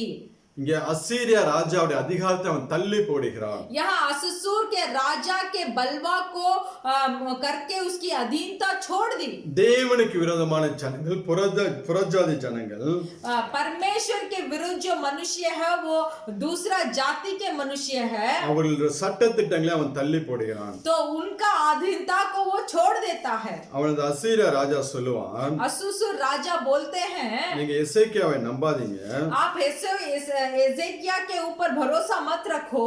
உங்களை இந்த இஸ்ரவேல் தேசத்துக்கு ஒப்பான ஒரு தேசத்துல கொண்டு போய் வைத்து நான் உங்களை நடத்துவேன், உங்களை ஆசீர்வதிப்பேன் என்று சொல்லி அந்த ராஜா சொல்லுவாங்க. तो असुसुर राजा बोलता है जैसे इजराइल देश है वैसे और एक देश में आप सबको मैं लेके जाकर वहां रखूंगा, एजेकिया के ऊपर भरोसा मत रखो बोलकर असुसुर राजा बोलते हैं। அந்த மாதிரி அதிகாரத்தை எசேக்கியா ராஜா தள்ளி போடுகிறார். तो इस तरीके के अधिकार को, आधीनता को एजेकिया राजा छोड़ देते हैं। இன்னைக்கு அந்த பிசாசு அதே போலதான் ஜனங்களை வஞ்சித்து கொண்டிருக்கிறான். तो ऐसे ही शैतान धरती के मनुष्य को धोखा दे रहा है। பரலோகத்துக்கு ஒப்பான अनेक காரியங்களை காண்பித்து परलोक जैसे बहुत सारे कामों को यहाँ दिखाता है, ஜனங்களை நரகத்துக்கு நேராக நடத்தி கொண்டிருக்கிறார். वैसे दिखाकर सब मनुष्यों को, सब लोगों के नरक में अगुवाई कर रहा है। அதையெல்லாம் நாம் தள்ளி போட வேண்டும். तो इस तरीके की अधीनता को हमें छोड़ देना चाहिए। தேவனுக்கு விரோதமான காரியங்கள் எதுவா இருந்தாலும் நாம் தள்ளி போட வேண்டும். परमेश्वर का विरुद्ध जो भी काम है उसको हमें छोड़ना चाहिए। அடுத்தாங்க ஏசாயா சொல்லும்போது இக்காரிருள் ஜனத்தை மூடும் என்று சொல்லுகிறார். दूसरा ईसाया बोलते हैं कि घोर अंधकार राज्य के लोगों के ऊपर छा जाएगा। நீங்க வாசினா ரோமர் 1ஆம் அதிகாரம் आप पढ़ सकते हैं रोमियो का पुस्तक का पहला अध्याय 22வது வசனத்தை வாசிக்கலாம். 1 का 22वां वचन को हम पढ़ेंगे। वे अपने आप को बुद्धिमान जताकर मूर्ख बन गए। 21 इस कारण की पहला अध्याय का 21वां वचन रोमियो, इस कारण कि परमेश्वर को जानने पर भी उन्होंने परमेश्वर के योग्य बढ़ाई और धन्यवाद ना किया, परंतु व्यर्थ विचार करने लगे, यहाँ तक कि उनकी निर्बुद्धि मन अंधेरा हो गया। உணர்வில்லாத அவருடைய இருதயம் இருளடைந்ததாம். उनका मन निर्बुद्धि हो गया और अंधेरा हो गया। இன்னும் நீங்க வாசி 30வது வசனம். और भी 21वां वचन को हम पढ़ेंगे। निर्बुद्धि, विश्वासघाती, माया रहित और निर्दय हो गए। இரக்கமில்லாதவர்கள், இணங்காதவர்கள், அன்பில்லாதவர்கள். 30वां वचन से हम पढ़ेंगे। इसीलिए वे सब प्रकार के अधर्म और दुष्टता और लोभ और भेदभाव से भर गए और ढा और हत्या और झगड़े और छल और ईर्ष्या से भरपूर हो गए और चुगलखोर, बदनाम करने वाले, परमेश्वर से घृणा करने वाले, दूसरों का अनादर करने वाले, अभिमानी, डींगमार, बुरी बुरी बातें के बनाने वाले, माता पिता की आज्ञा ना मानने वाले, निर्बुद्धि, विश्वासघाती, माया रहित और निर्दय हो गए। உணர்வில்லாத இருதயம் இப்படிப்பட்ட காரியங்கள்லாம் காணப்படும். तो एक निर्बुद्धि मन में जो कोई चीज हमने अभी पढ़ा था वो सब होगा। ஜனங்களை காரிருள் மூடும் என்றால் राज्य के ऊपर घोर अंधकार छाएगा, इसका मतलब है ஜனங்களுக்குள்ள ஒரு உணர்வே இருக்காது. लोगों के अंदर एक समझने का ताकत नहीं होगा। உண்மையான தேவனை தேடணுங்கிற ஒரு உணர்வு இருக்காது. एक सच्चा खुदा को ढूंढना है बोलकर एक मन उनके अंदर नहीं आएगा। இன்னும் தேவ ஜனங்கள் என்று சொல்லுகிற பிள்ளைகளும் கூட और भी जो कोई बोलते हैं कि मैं परमेश्वर का हूँ, ஒரு உணர்வில்லாத ஒரு இருதயம், उनके अंदर एक निर्बुद्धि रहेगा। ஆண்டவர் வார்த்தையை கொண்டு நம்மளோட பேசும்போது, अगर परमेश्वर एक वचन के द्वारा हमसे बात करते हैं, நாம் வேதங்களை வாசிக்கும் போது, जब हम हमारा बाइबल को पढ़ते हैं, சொல்லக்கூடிய காரியங்களை கேட்டு எந்த அளவுக்கு நாம் அதை விட்டு வெளியே வருகிறோம் என்பதுதான் முக்கியம். तो वो उपदेश को सुनकर, वो वचन को सुनकर जितना तक हमारा इस शारीरिक चीजों को छोड़कर हम बाहर आते हैं वही एक सही मन है। உணர்வுள்ள இருதயம் எதுவென்றால் एक बुद्धि भरा हुआ मन या समझ भरा हुआ मन क्या होता है? எதையெல்லாம் தேவன் பாவம் என்று சொல்லுகிறாரோ, जिस चीज को परमेश्वर ने पाप बोलकर कहा है, அதை விட்டு வெளியே வருகிற இருதயம் தான் உணர்வுள்ள இருதயம். उसको छोड़कर जो बाहर आता है उसका मन ही बुद्धि भरा हुआ या समझ भरा हुआ मन है। சிலருடைய இருதயம் கேட்கும் போது ஒரு கீழ்ப்படிதலுக்குள்ள வருவாங்க. किसी का हृदय ऐसा होता है कि उपदेश को सुनने समय एक आज्ञा पालन के अंदर आएंगे। ஆனா கொஞ்ச நேரம் ஆனால் பழையபடி செய்ய ஆரம்பித்து फिर விடுவார்கள். भी थोड़े देर के बाद जो पुराना चीज करते थे उसको करना शुरू करेंगे। அது உணர்வுள்ள இருதயம் இல்லை. वो बुद्धि भरा हुआ मन या समझ भरा हुआ मन नहीं है। நம் தேவன் நம்மளை எச்சரிக்கும் போது जब परमेश्वर हमें चेतावनी देते हैं அந்த பாவத்தை விட்டு வெளியே வருவதா உணர்வுள்ள இருதயம். तो तब उसी समय उस पाप को छोड़कर बाहर आना ये समझ भरा हुआ मन होता है। சங்கீதக்காரன் 119 சங்கீதம் 144 வசனத்தில் சொல்கிறான். भजन संगीता का 119 भजन संगीता का 144 वचन ऐसे बताता है, तेरी चितौनियों सदा धर्ममय है, तू मुझको समझ दे कि मैं जीवित रहूं। சொல்ல என்னை உணர்வுள்ளவனாய் ஆக்கும், मुझे एक समझ दे, அப்பொழுது நான் பிழைப்பேன் என்று சொல்லுகிறார். आप तू मुझको समझ दे कि मैं जीवित रहूं। அதான் சங்கீதக்காரன் தாவீது 53 சங்கீதம் 2வது வசனத்துல சொல்லும்போது ऐसे ही भजन संगीता का 53 में 53:2 भजन संगीता का 53 का दूसरा वचन ऐसे बताते हैं, परमेश्वर ने स्वर्ग पर से मनुष्यों के ऊपर दृष्टि की ताकि देख कि कोई बुद्धि से चलने वाला या परमेश्वर को पूछने वाला है कि नहीं। அப்படியாப்பட்ட உணர்வுள்ள மனிதர்கள் உண்டோ என்று சொல்லி தான் தேவன் பரலோகத்திலிருந்து பூமியை கண்ணோக்கி பார்க்கிறாராம். परमेश्वर ने स्वर्ग पर से मनुष्य के ऊपर दृष्टि की ताकि देखे कि कोई बुद्धि से चलने वाला है कि नहीं। இன்னைக்கு நம்மளுடைய இருதயம் எப்படி இருக்கு? आज हमारा हृदय कैसा है? உணர்வுள்ள பிள்ளைகளா இருக்கிறோமா? क्या हम समझने वाले मनुष्य है? தேவன் எச்சரிக்கிற காரியத்துல நாம் வெளியே வருகிறோமா? जो कोई काम में परमेश्वर हमें चितौनियों देते हैं, क्या उस काम से हम बाहर हट जाते हैं? இன்னைக்கு ஒவ்வொரு வாரமும் நாம் பிரசங்கம் கேட்கிறோம். आज हर हफ्ते हम परमेश्वर का उपदेश को सुनते हैं, வேத வசனங்களை நாம் வாசிக்கிறோம். परमेश्वर के वचन को हम पढ़ते हैं। இன்னைக்கு நம்மளுடைய இருதயம் எப்படி இருக்கு? அதெல்லாம் ஏற்றுக்கொண்டு அதன்படி வாழ ஆரம்பித்திருக்கிறதா? हमारा हृदय आज कैसा है? क्या उस सब उपदेश को हमारा हृदय स्वीकार करता है और उसके अनुसार हम चलते हैं क्या? இல்ல ஒரு மாற்றமும் இல்லாம நாம் வாழ்ந்து கொண்டிருக்கிறோமா? नहीं तो कोई भी बदलाव के बिना हम जी रहे हैं। ஒரு மாற்றமும் இல்லை என்றால் अगर हमारे पास कोई भी बदलाव नहीं है तो காரிருள் நம்மளை மூடும். घोर अंधकार हमारे ऊपर छा जाएगा। பாவம் இந்த பூமியில் கிடக்கக்கூடிய பாவங்களுக்கு நம்மை விட்டு கொடுத்தோம் என்றால் अगर इस पृथ्वी पर जो कोई अधर्म और पापी काम हो रहा है, अगर उस सब कामों को हम जगा देंगे இருள் நம்மளை மூட ஆரம்பிக்கும். तब घोर अंधकार हमें छा जाएगा। ஆனால் தேவன் தம்முடைய பிள்ளைகளை फिर भी परमेश्वर अपने लोगों को அவருடைய மகிமை அவர்கள் மேல வெளிப்படுத்த விரும்புகிறார். परमेश्वर के महिमा को परमेश्वर के मनुष्य के ऊपर प्रकट करेगा। விசேஷமா இனி வரக்கூடிய நாட்களிலே विशेष कर अभी आने वाले दिनों में அவருடைய மகிமையை சுமக்கிற பிள்ளைகளா நாம் ஒவ்வொருவரும் மாற வேண்டும். परमेश्वर का महिमा को उठाकर ले जाने वाले मनुष्य हमें होना चाहिए। அந்த பிள்ளைகள் தான் ஆண்டவருடைய வருகையில் அவரோட கூட எடுத்துக்கொள்ளப்பட்டு तो वही मनुष्य जो परमेश्वर की महिमा को उठाकर लेके जाते हैं, परमेश्वर मध्य बादल में प्रकट होने पर वही मनुष्य परमेश्वर के साथ जाएंगे। நீங்க மோசேயுடைய நாட்கள்ல आप मूसा के दिनों में தேவன் சொல்லி அனுப்புவார், परमेश्वर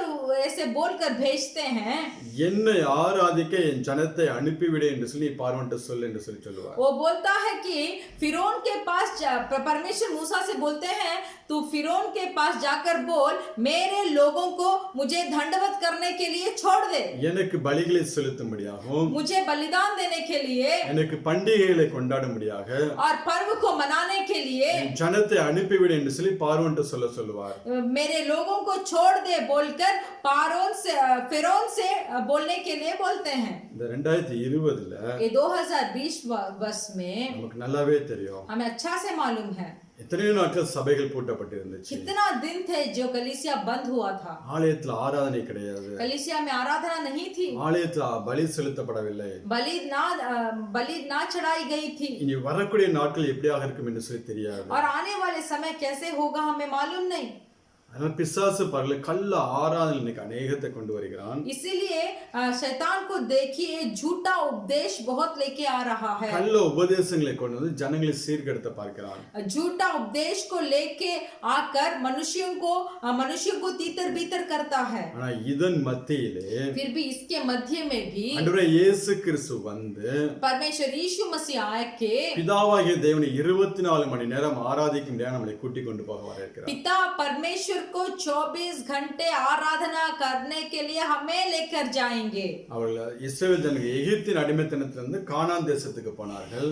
इजराइल लोग जो थे मिस्र देश के दास्थाव से कनान देश को गए. ஆண்டவரே இயேசு கிறிஸ்து வந்து நம்மை இந்த உலகத்திலிருந்து பிரித்து பரம கானானுக்கு கொண்டு போக போகிறார். तो हमें भी परमेश्वर यीशु मसीह आकर इस पृथ्वी से छुड़ाकर हमारे लिए जो युगान युग रखा गया उस कनान देश में लेके जाएंगे. அதற்கு நாம் என்ன செய்ய வேண்டும் என்றால் तो उसके लिए हमें क्या करना चाहिए? அவருடைய மகிமை நம்மேல் உதிக்கும்படியாக परमेश्वर की महिमा हमारे ऊपर प्रकट होने के लिए நம்முடைய வாழ்க்கையில சில மாற்றங்கள் வேண்டும். हमारा जीवन में कुछ बदलाव चाहिए. அது இனி உள்ள நாட்களில் நாம் அதுக்கு ஒப்பு கொடுக்க வேண்டும். तो आने वाले समय में इसके लिए हमें समर्पण करना चाहिए. யார் மேலெல்லாம் கர்த்தருடைய மகிமை இறங்கும் என்று சொல்லி तो किसके ऊपर परमेश्वर का महिमा प्रकट होगा? 3 காரியங்களை நாம் தியானித்து நாம் ஜெபிக்க போகிறோம். ये 3 कार्य के बारे में हम ध्यान कर हम प्रार्थना करेंगे. முதலாவது பலிபீடம். पहले वेदी. நம்மளுடைய பலிபீடத்தில் ஒவ்வொரு நாளும் அக்கினி இறங்கும்படியாக இருக்க வேண்டும். हमारा वेदी में प्रतिदिन अग्नि जलना चाहिए. இரண்டாவது दूसरा ஆண்டவரோடு இருக்கும்போது அவருடைய மகிமை நம்ம மேல காணப்படும். जब हम परमेश्वर के साथ रहेंगे तब परमेश्वर की महिमा हमारे ऊपर होगा. மூன்றாவது तीसरा ஆண்டவருக்காக வாழும்போது அவருடைய மகிமை நம்ம மேல காணப்படும். जब हम परमेश्वर के लिए ही जीते हैं तब परमेश्वर का महिमा हमारे ऊपर प्रकट होगा. அதுதான் நாம் பார்க்க तो போகிறோம். इसी के बारे में आज हम ध्यान करेंगे. முதல்ல பலிபீடத்தை குறித்து நாம் பார்க்கலாம். पहला वेदी के बारे में हम देखेंगे. ஆதியாகமம் 35ஆம் அதிகாரம் 1வது வசனத்தை வாசிக்கலாம். उत्पत्ति का पुस्तक का 34 अध्याय 35 अध्याय का पहला वचन. तब परमेश्वर ने याकूब से कहा, यहाँ से निकल और बेतेल को जा और वहीं रह और वहां परमेश्वर के लिए वेदी बना जिसने तुझे उस समय दर्शन दिया जब तू अपने भाई एसाव के डर से भाग जाता था. இங்க தேவன் யாக்கோபை பார்த்து சொல்கிறார், या परमेश्वर याकूब को देखकर बोले, நீ பெத்தேலுக்கு போய் அங்க ஒரு பலிபீடத்தை உண்டாக்கு என்று சொல்கிறார். तू बेतेल को जा और वहां एक वेदी बना. நீ ஏசாவுடைய கைக்கு தப்பி ஓடின போது जब तू एसा से डर कर मारे जब भाग गया था, நான் உன்னை சந்தித்த இடத்திலே जहां मैं तुझसे मिला நீ எனக்கு ஒரு பலிபீடத்தை உண்டாக்கு என்று சொல்கிறார். तो वहां मुझे एक वेदी बना बोलकर बोलते हैं. இதே சிச்சுவேஷன்ல ஏசாவுக்கு பயந்து அவன் தப்பி ஓடுகிறான். तो ऐसा एक हालत था जहां एसाव के डर से याकूब भाग जाता था. இப்ப திரும்பி தன் சொந்த தேசத்துக்கு வருகிற வழியிலே तो जब वो फिर से अपने खुद का देश में जब वापस आ रहा था रास्ते में யாக்கோபுடைய குமாரன் சிமியோன் லேவி நிமித்தம் அங்க ஒரு பிரச்சனை வருகிறது. वहां याकूब के पुत्र सिमियोन और लेवी के द्वारा एक संकट आता है. தன் குடும்பம் முழுவதும் அழிக்கப்படக்கூடிய ஒரு சூழ்நிலைக்கு தள்ளப்படுகிறது.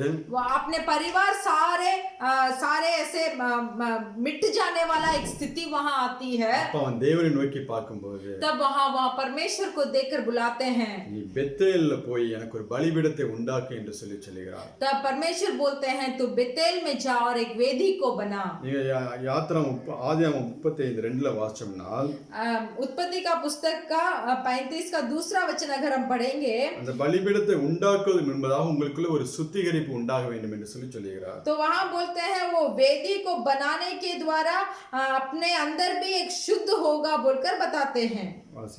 हम पढ़ेंगे, तब याकूब ने अपने घरानों से और उन सब से जो उसके संग थे कहा, तुम्हारे बीच में जो पराये देवता है उन्हें निकाल फेंको और अपने अपने को शुद्ध करो और अपने वस्त्र बदल डालो.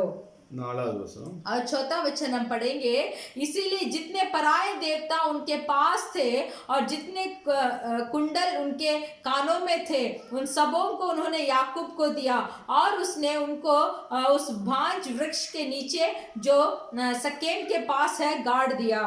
அங்க பலிபீடத்தை உண்டாக்குவதற்கு முன்பதாக वहाँ वेदी को बनाने से पहले ஒரு சுத்திகரிப்பை அங்க செய்கிறார் யாக்கோபு.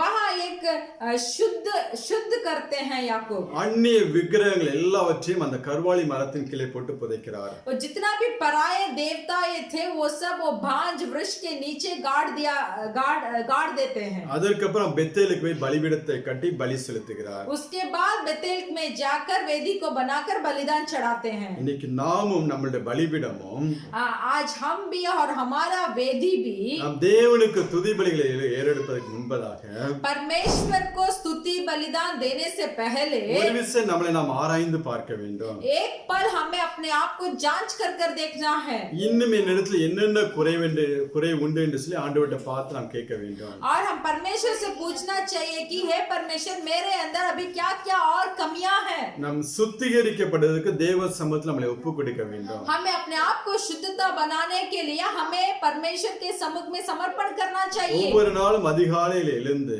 प्रतिदिन भोर के समय उठकर அந்த கல்வாரி சிலுவைக்கு முன்பதாக நாம் நிற்க வேண்டும். उस कल्वरी क्रूस के सामने हमें खड़ा होना है। நமக்காக எவ்வளவு அடிபட்டார் என்று சொல்லி ஆண்டவரை இயேசு கிறிஸ்துவை நோக்கி பார்க்க வேண்டும். मेरे लिए मेरा परमेश्वर यीशु मसीह कितना मारा गया था बोलकर सोचकर उस कल्वरी क्रूस के सामने मुझे खड़ा होना चाहिए। என்னுடைய பாவங்களுக்காக அவர் அடிக்கப்பட்டார் என்று சொல்லி அவரை நோக்கி பார்க்கும்போது जब हम उस कल्वरी क्रूस को ऐसे देखेंगे कि मेरा यीशु मेरे पापों के लिए मारा गया था நம்முடைய இரத்தத்தினால் நீ சுத்திகரியும் என்று சொல்லி நம்மை சுத்திகரிப்புக்கு ஒப்பு கொடுக்க வேண்டும்.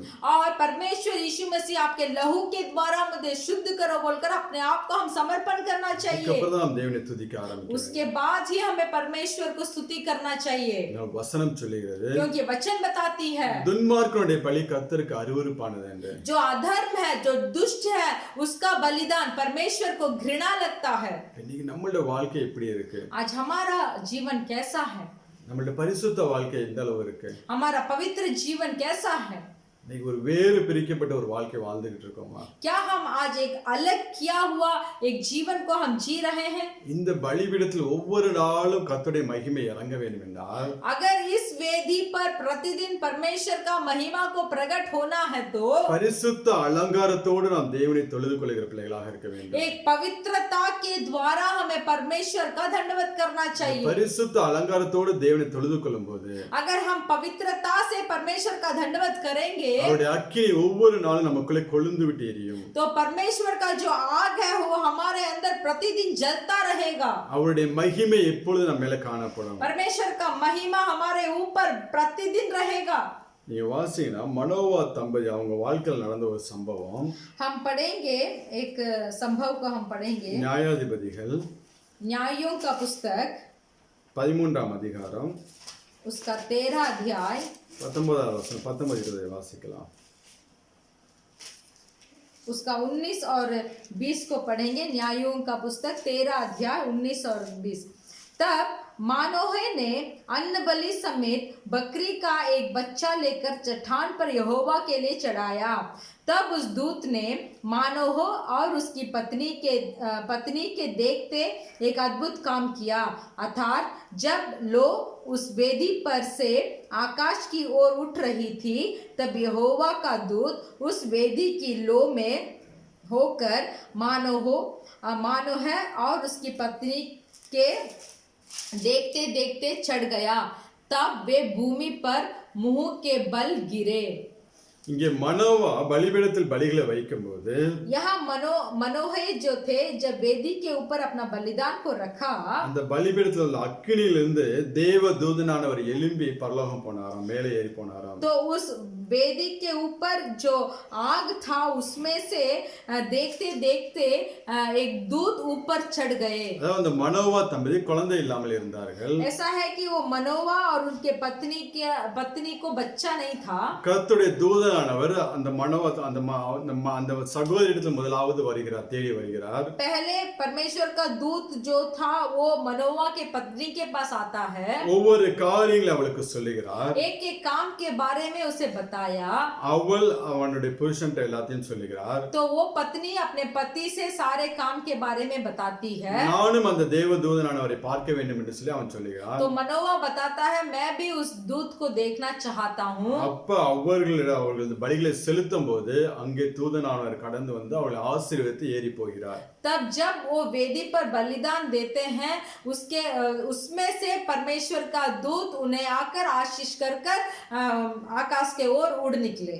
அதாவது எலியா பலிகளை ஏறெடுக்கும் போது ऐसा है कि एलिया जब बलिदान देता है, வானத்திலிருந்து அக்கினி இறங்கி வந்து அந்த பலிகளை பட்சித்து போடும். आसमान से एक अग्नि आग आती है और उस बलिदान पर हो जाती है। ஆனா இந்த மனோவா தம்பதியினர், फिर भी ये मनोवा पति और पत्नी जो थे, இவர்கள் பலி செலுத்தும் போது இந்த பலியிலிருந்து தூதனானவர் ஏறி அவர் பரலோகம் ஏறி போகிறார். तो ये जो बलिदान दिए थे, इस बलिदान में परमेश्वर का दूत उठकर ऊपर गए। அவர்களை தேடி வந்த தூதனானவர், ऐसा है कि वो पति और पत्नी को ढूंढ के आया परमेश्वर का दूत। அதுவரை அவர்கள் மத்தியில தான் இருந்து கொண்டிருக்கிறார். तो उस जब तक वो ऊपर उठे तब तक वो इनके बीच में ही थे। அந்த பலிகளை செலுத்தும் போது जब वो बलिदान को चढ़ाए, அவர் அதிசயத்தை காண்பித்து एक अद्भुत काम को उनको दिखाया அவர் மேலே ஏறி போகிறார். और उसके बाद ऊपर चढ़ गए। கண்பான தேவ பிள்ளைகளே, मेरे प्रिय परमेश्वर के लोगों, ஒவ்வொரு நாளும் ஆண்டவராகிய இயேசு கிறிஸ்து நம்மை தேடி வருகிறார். प्रतिदिन परमेश्वर यीशु मसीह हमें ढूंढ कर आते हैं। ஒவ்வொரு நாளும் அதிகாலையில் நம்மளை அவர் விசாரிக்கிறவராக இருக்கிறார். प्रतिदिन भोर के समय परमेश्वर हमारा सुधि लेते हैं। அவர் उங்களை தேடி வர நேரத்துல जब परमेश्वर आपको ढूंढ कर आते हैं, நீங்கள் உங்கள் இருதயத்திலிருந்து துதி பலிகளை ஏறெடுக்கும் போது, जब आपके हृदय से जब आप स्तुति का बलिदान को चढ़ाते हैं, அந்த பலிகள் மத்தியிலிருந்து அவர் ஏறி போகிறவராக இருக்கிறார். तो उस बलिदान के मध्य में से वो उठकर ऊपर जाते हैं। அவருடைய மகிமை உங்கள் மேலே காணப்படும். परमेश्वर का महिमा आपके ऊपर प्रकट होगा। அதான் சங்கீதக்காரன் தாவீது சொல்லும்போது, तभी भजन संगीता में दाऊद कहते हैं, கர்த்தரை நான் எக்காலத்திலும் ஸ்தோத்தரிப்பேன் என்று சொல்லுகிறார். परमेश्वर को मैं हर समय में स्तुति करूंगा। அவர் துதி எப்பொழுதும் என் வாயில் இருக்கும் என்று சொல்லுகிறார். परमेश्वर का स्तुति हर पल मेरे मुंह में होगा। நம்முடைய இருதயம் எப்பொழுதும் தேவனை துதித்துக் கொண்டே இருக்க வேண்டும். तो हमारा हृदय हर पल परमेश्वर की स्तुति करते रहना चाहिए। அந்த பலிபீடத்தில் நீங்க பலி செலுத்திக்கிட்டே இருந்தீங்கன்னா, अगर उस वेदी पर आप बलि चढ़ाते रहेंगे, ஆண்டவரே இயேசு கிறிஸ்து அதில் மகிமைப்பட்டுக் கொண்டே இருப்பார். तो परमेश्वर यीशु मसीह उस पे महिमा होता रहेगा। அந்த மகிமை உங்கள் மேலே காணப்படும். तब वो महिमा आपके ऊपर प्रकट होगा। அது ஜனங்களுடைய கண்கள் காணும். वो और जो मनुष्य आपके सामने है, उनके आंखों में वो दिखाई देगा। அந்த பலிபீடத்தை நாம் சரிப்படுத்தி अगर उस वेदी को हम ठीक कर ஒவ்வொரு நாள் நாம் பலிகளை ஏறெடுக்கும் போது, जब प्रतिदिन उसमें हम बलि को चढ़ाएंगे, மகிமை நம்ம மேலே காணப்படும். तो परमेश्वर का महिमा हमारे ऊपर रहेगा। நீ வாசிங்க, ஏசாயா 60ஆம் அதிகாரம் 7வது வசனத்தை வாசிக்கலாம். आप पढ़ सकते हैं इसाया का पुस्तक का 60वां अध्याय। அவருடைய ஆலயத்தை இன்னும் மகிமைப்படுத்துவேன் என்று சொல்லுகிறார். परमेश्वर के कलीसिया का और महिमा करेंगे बोलकर बोला गया है। 67 60वां अध्याय का 7वां वचन, केदार के सब भेड़ बकरियां इकट्ठी होकर तेरी हो जाएगी, नबायोत के मेढ़ तेरी सेवा टहल के काम में आएंगे, मेरी वेदी पर वे ग्रहण किए जाएंगे और मैं अपने शोभायमान भवन को मैं और भी प्रतापी कर दूंगा। ஹல்லேலூயா. हालेलुया। என் மகிமையின் ஆலயத்தை मेरा शोभायमान भवन को மகிமைப்படுத்துவேன் என்று சொல்லுகிறார். और भी प्रतापी कर दूंगा। புதிய ஏற்பாட்டு காலத்துல नया नियम के दिनों में இயேசு கிறிஸ்துவின் இரத்தத்தினாலே यीशु मसीह के लहू के द्वारा நம்முடைய பாவங்கள் எல்லாம் கழுவப்பட்டு हमारा पाप सब धुले गए, பாவ மன்னிப்பின் நிச்சயத்தை பெற்று पाप क्षमा का निश्चय को पाए, மூழ்கி ஞானஸ்நானம் எடுத்த ஒவ்வொரு பிள்ளைகளும் पानी में डूब कर बपतिस्मा लिए हुए हर एक मनुष्य, அவருடைய ஆலயமாக இந்த பூமியில் இருந்து கொண்டிருக்கிறார்கள். वो सब लोगों इस धरती पे परमेश्वर के कलीसिया बनकर जी रहे हैं। அவருடைய இருதயத்துல அந்த பலிபீடத்துல ஒவ்வொரு நாளும் தேவனுக்கு பலிகளை ஏறெடுக்கும் போது, जब उस हृदय के वेदी से जब बलिदान अनुदिन ऊपर जाएगा, கர்த்தர் அவர்களை இன்னும் மகிமைப்படுத்துகிறவராக तो இருக்கிறார். परमेश्वर उन्हें और भी महिमा करेंगे। அப்படி அந்த பலிபீடம் மகிமையினால் நிரப்பப்படவில்லை என்றால், अगर वो वेदी महिमा से ना भरेगा, நம்முடைய இருதயம் தேவ மகிமையை சுமக்கக்கூடியதா இல்லாமல் இருந்தால், अगर हमारा हृदय परमेश्वर के महिमा को अगर ना उठाएगा, நீ வாசிங்க யாத்ராம் 5ஆம் அதிகாரம் 3வது வசனத்தை வாசிக்கலாம். आप पढ़ सकते हैं निर्गमन का पुस्तक उसका तीसरा अध्याय और का 5वां वचन, 5:3 सॉरी 5वां अध्याय का 3रा वचन। उन्होंने कहा, इब्रियों के परमेश्वर ने हमसे भेंट की है, इसीलिए हम जंगल के 3 दिन के मार्ग पर जाने दें और अपने परमेश्वर यहोवा के लिए बलिदान करें। ऐसा ना हो कि वह हम में मरी फैलाए या तलवार चलवाए।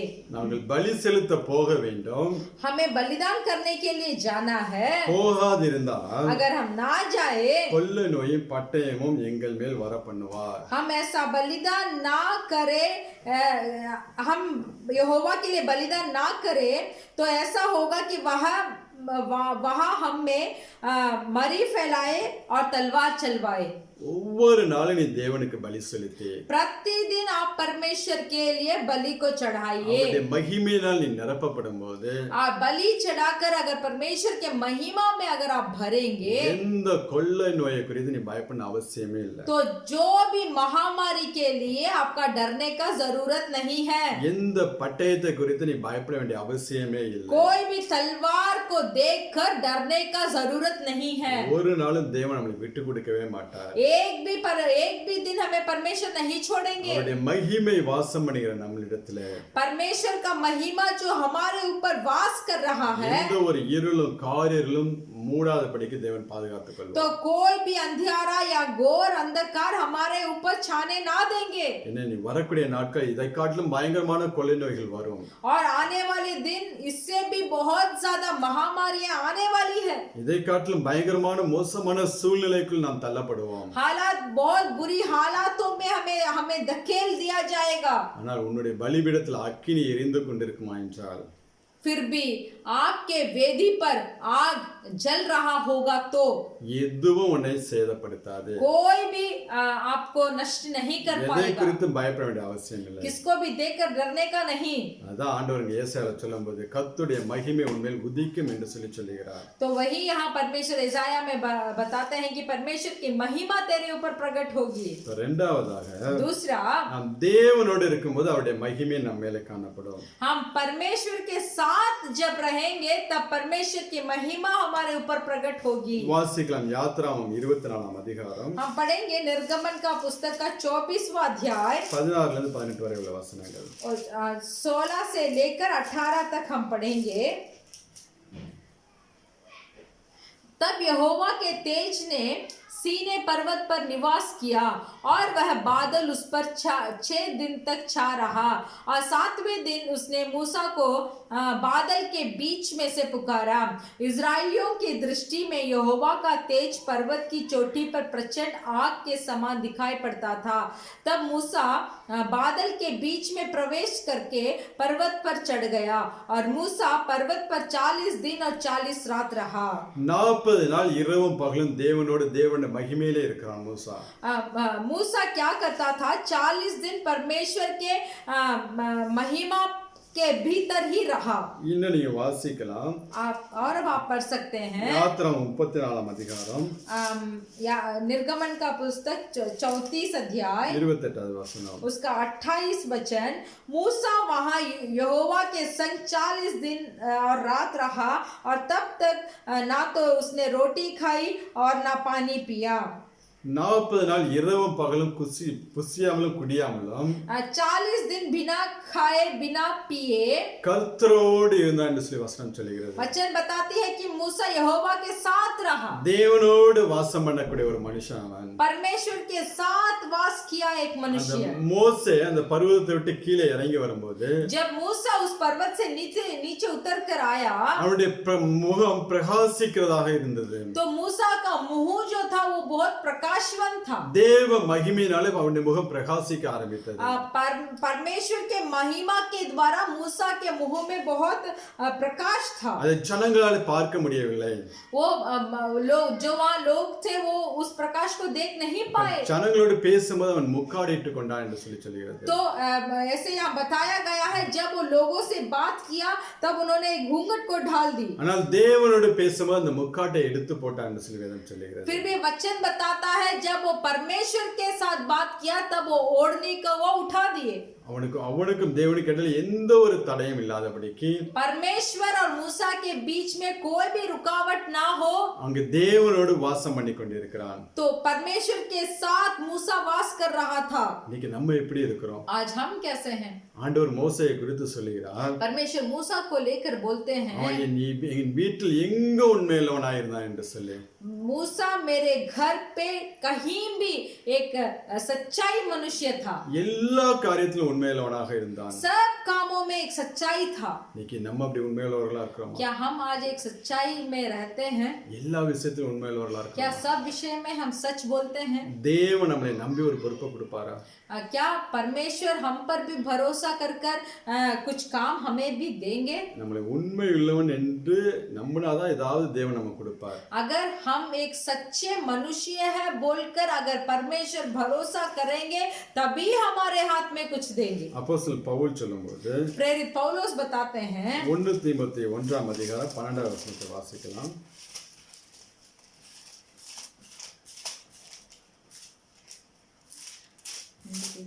1:12 एक तिमुथियुस का पुस्तक पहला अध्याय का 12वां वचन हम पढ़ेंगे।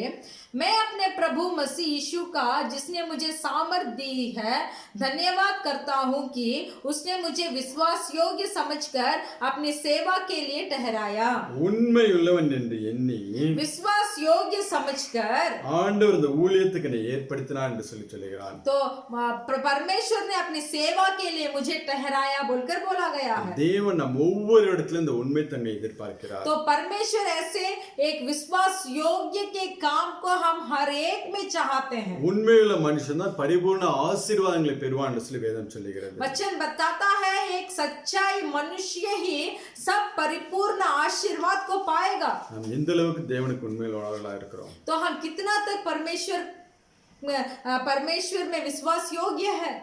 தேவன் ஊழியமாக இருந்தாலும் वो सेवकाई हो, இந்த उलग பிரகாரமான ஆசீர்வாதங்களாக ये இருந்தாலும் संसारिक आशीर्वाद हो, உண்மை உள்ளவர்கள் என்று பார்த்து தான் நம்மள்ட்ட கொடுப்பார். तो हमारा विश्वास योग्य के बारे में देखकर ही वो काम को हमारे हाथ पे देंगे। நம்ம உண்மையுள்ளவர்களா இருந்தால்தான் अगर हम सच्चाई में रहेंगे தேவனோடு வாசம் பண்ண முடியும்.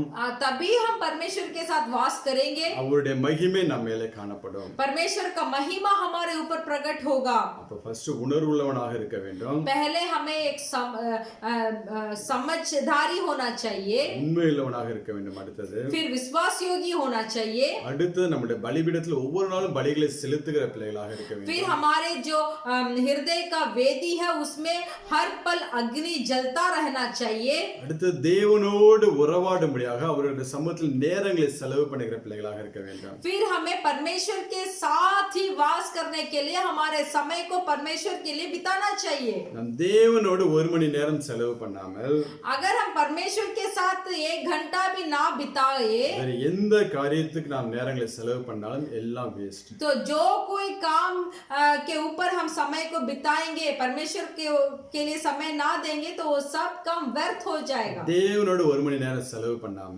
परमेश्वर के साथ अगर 1 घंटा को आप नहीं बिताएंगे, நம்மளுடைய குடும்பத்தோடு अगर हमारे परिवार के साथ, நம்மளுடைய ஃப்ரெண்ட்ஸுங்களோடு हमारे दोस्तों के साथ, இல்ல இன்னும் தேவையில்லாத காரியங்கள் சினிமா டிவி இதுல நேரத்தை செலவு பண்ணோம் என்றால் और जो व्यर्थ के काम है फिल्म पिक्चर देखना टीवी देखना ऐसे बहुत सारे कामों में अगर हमारा समय को हम बिताएंगे இன்னும் வேலை பார்த்தால் கூட और भी अगर हम नौकरी भी करेंगे எல்லாம் வேஸ்ட். वो सब व्यर्थ है। நாம் முதலாவது தேவனோடு இருக்க பழகிக்கொள்ள வேண்டும். पहले हमें परमेश्वर के साथ रहना सीखना चाहिए, அவரோடு கூட நாம் இணைந்து இருக்கிற பிள்ளைகளாக இருக்க வேண்டும். हमें परमेश्वर के साथ जुड़े रहना चाहिए। 40 நாள் இரவும் பகலும் மோசே தேவனோடு இருந்தான் என்று சொல்லி வசனம் சொல்லி 40 दिन और रात मूसा परमेश्वर के साथ था बोलकर वचन बताती है। என்னைக்காவது ஒரு நாள் நம்ம தேவனோடு இருந்திருக்கோமா? क्या एक दिन मैं परमेश्वर के साथ रहा हूँ क्या? எனக்கு 45 வயசு ஆயிடுச்சு.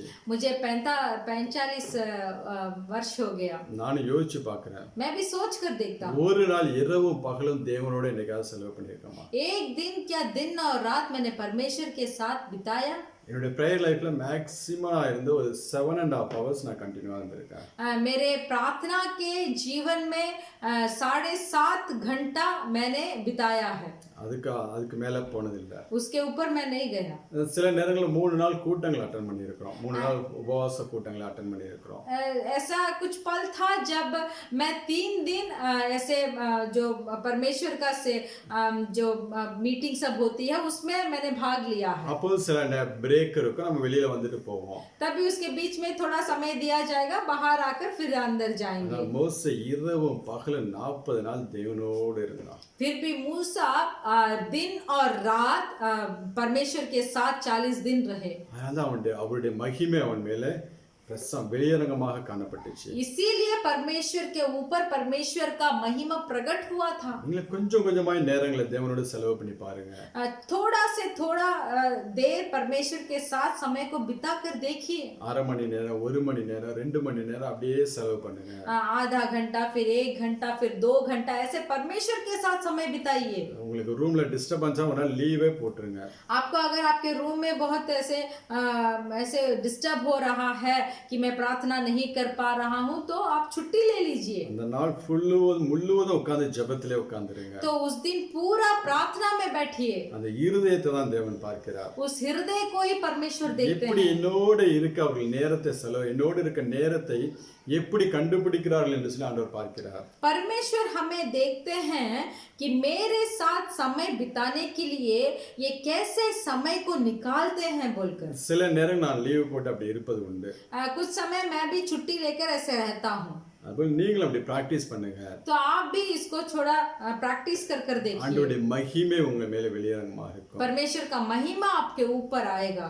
உண்மை உள்ளவன் என்று சொல்லி ஆண்டவர் பார்த்து विश्वास योग्य है बोलकर परमेश्वर देखकर எல்லா விதமான ஆசீர்வாதங்களிலும் தேவன் உங்களை நடத்துவாருங்க. तो सब तरीके के आशीर्वादों में परमेश्वर आपको अगुवाई करेंगे. கேட்டது கேட்காது எல்லாவற்றையும் கொடுத்து போதும்னு சொல்ற வரைக்கும் ஆண்டவர் கொடுத்துட்டே இருப்பாரு. जो आप पूछे थे, जो नहीं पूछते हैं, ये सब आप काफी है बोलने तक परमेश्वर आपका आशीर्वाद करेंगे. கண்டிப்பா ஆண்டவருடைய ஆசீர்வதிப்பார்.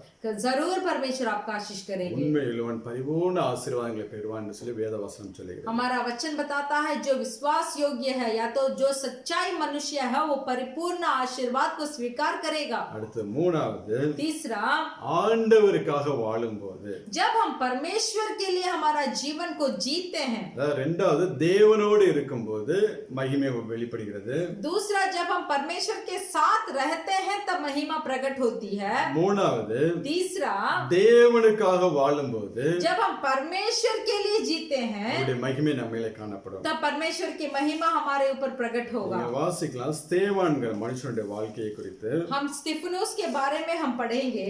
அப்போஸ்தலர் 6 அதிகாரம் 5வது வசனத்தை வாசிக்கலாம். प्रेरितों का पुस्तक का 15 अध्याय 6:5 सॉरी प्रेरितों का पुस्तक का 6वां अध्याय का 15वां वचन को हम पढ़ेंगे. तब सब लोगों ने जो सभा में बैठे थे उस पर दृष्टि गड़ाई तो उसका मुख स्वर्गदूत का साथ देखा. Hallelujah hallelujah. ஸ்தேவானுடைய முகம் स्तिफनुस का जो मुख था தேவதூதன் முகம் போல பிரகாசித்துக் கொண்டிருந்ததாம். स्वर्गदूत का मुंह जैसे था. அங்கே ஆண்டவரே இயேசு கிறிஸ்துவை குறித்து சாட்சி சொல்கிறான். यहाँ परमेश्वर यीशु मसीह के बारे में स्तिफनुस गवाही दे रहा था. ஆண்டவருடைய காரியங்கள் எல்லாம் எடுத்து சொல்லிக் கொண்டிருக்கிறான். परमेश्वर के सब कामों के बारे में वो बता रहा था. அப்பொழுது அவனுக்கு விரோதமாக பொய் சாட்சிகளை ஏற்படுத்துகிறார்கள். तब उसके विरुद्ध झूठे गवाही बोला गया था. நீ வாசிங்க 13-14 வசனத்தை வாசிங்க. आप पढ़ सकते हैं 13 और 14. और झूठे गवाह खड़े किए जिन्होंने कहा यह मनुष्य इस पवित्र स्थान और व्यवस्था के विरुद्ध में बोलना नहीं छोड़ता, क्योंकि हमने उसे यह कहते सुना कि यही यीशु नासरी इस जगह को ढा देगा और उन रीतियों को बदल डालेगा जो मूसा ने हमें सौंपी है. இங்கே மோசேயுடைய காரியங்களை இவர் மாற்றுவார் என்று சொல்லி அங்கே அவனுக்கு விரோதமாய் பொய் சாட்சிகளை சொல்லுகிறார்கள். यहाँ स्तिफनुस के विरुद्ध झूठे गवाह दी गई कि ये मूसा के बनाए हुए नियमों को रीतियों को बदल डालेगा बोल. மோசேயுடைய நியாய பிரமாணத்துக்கு விரோதமாய் யார் என்ன பேசினாலும் मूसा के धर्म के प्रमाण के बारे में जो कोई बोलेगा அவளை கல்லெறிந்து கொள்வார்கள். तो उनके ऊपर पथराव करेंगे. இங்கே ஸ்தேவானுக்கு தெரிய ஆரம்பித்து விட்டது. यहाँ स्तिफनुस को मालूम पड़ा இன்னும் கொஞ்ச நேரத்தில் நான் மரிக்க போகிறேன் என்று சொல்லி और थोड़ा देर में मैं मरने वाला हूँ. அதை பத்தியெல்லாம் அவன் கவலைப்படவில்லை. तो उसके बारे में स्तिफनुस ने चिंता नहीं किया. அதுக்கப்புறம் நல்ல ஒரு பிரசங்கத்தை பண்ணுகிறான். उसके बाद अच्छा एक उपदेश को दिया. ஆண்டவரே இயேசு கிறிஸ்துவை இரட்சகர் மீட்பர் மெசியா என்று சில ஜனங்களுக்கு சொல்லுகிறான். स्तिफनुस ने बोला कि यीशु मसीह ही उद्धार करता है, हमें छुड़ाने वाला है बोलकर उपदेश किया. அவன் சொல்லி முடிக்கும் போது அவனை கல்லால் எறிந்து கொல்லுகிறார்கள். जब ये परमेश्वर के बारे में एक अच्छा भाषण दिया उसके बाद स्तिफनुस को पथराव किया गया. அதான் தேவனுக்காக வாழக்கூடிய ஒரு வாழ்க்கை. तो यही है एक परमेश्वर के लिए जीने वाला एक अनुभव. நாம் தேவனுக்கென்று ஊழியங்களை செய்யும்போது जब हम परमेश्वर के लिए सेवाई को करते हैं, தேவ நாமத்தை புறஜாதி மத்தியிலே மகிமைப்படுத்தும் போது जब परमेश्वर के नाम को पराये जाति के बीच में जब हम महिमा करते हैं, அவருடைய மகிமை நம்ம மேலே காணப்படும். तब परमेश्वर की महिमा हमारे ऊपर होगी. வெளியரங்கமாய் காணப்படும். वो प्रकट होगा. மாம்சமான யாவரும் அதை காண்பார்கள். जो संसारिक जितना भी मनुष्य है वो सब उसको देखेंगे. அதான் ஸ்தேவானுடைய வாழ்க்கையில நடந்துச்சு. यही स्तिफनुस के जीवन में भी हुआ. அதான் மோசேயோட வாழ்க்கையில நடந்துச்சு. ये भी मूसा के जीवन में हुआ. அதுதான் யாக்கோபுடைய வாழ்க்கையில நடந்துச்சு. यही संभव याकूब के जीवन में भी हुआ.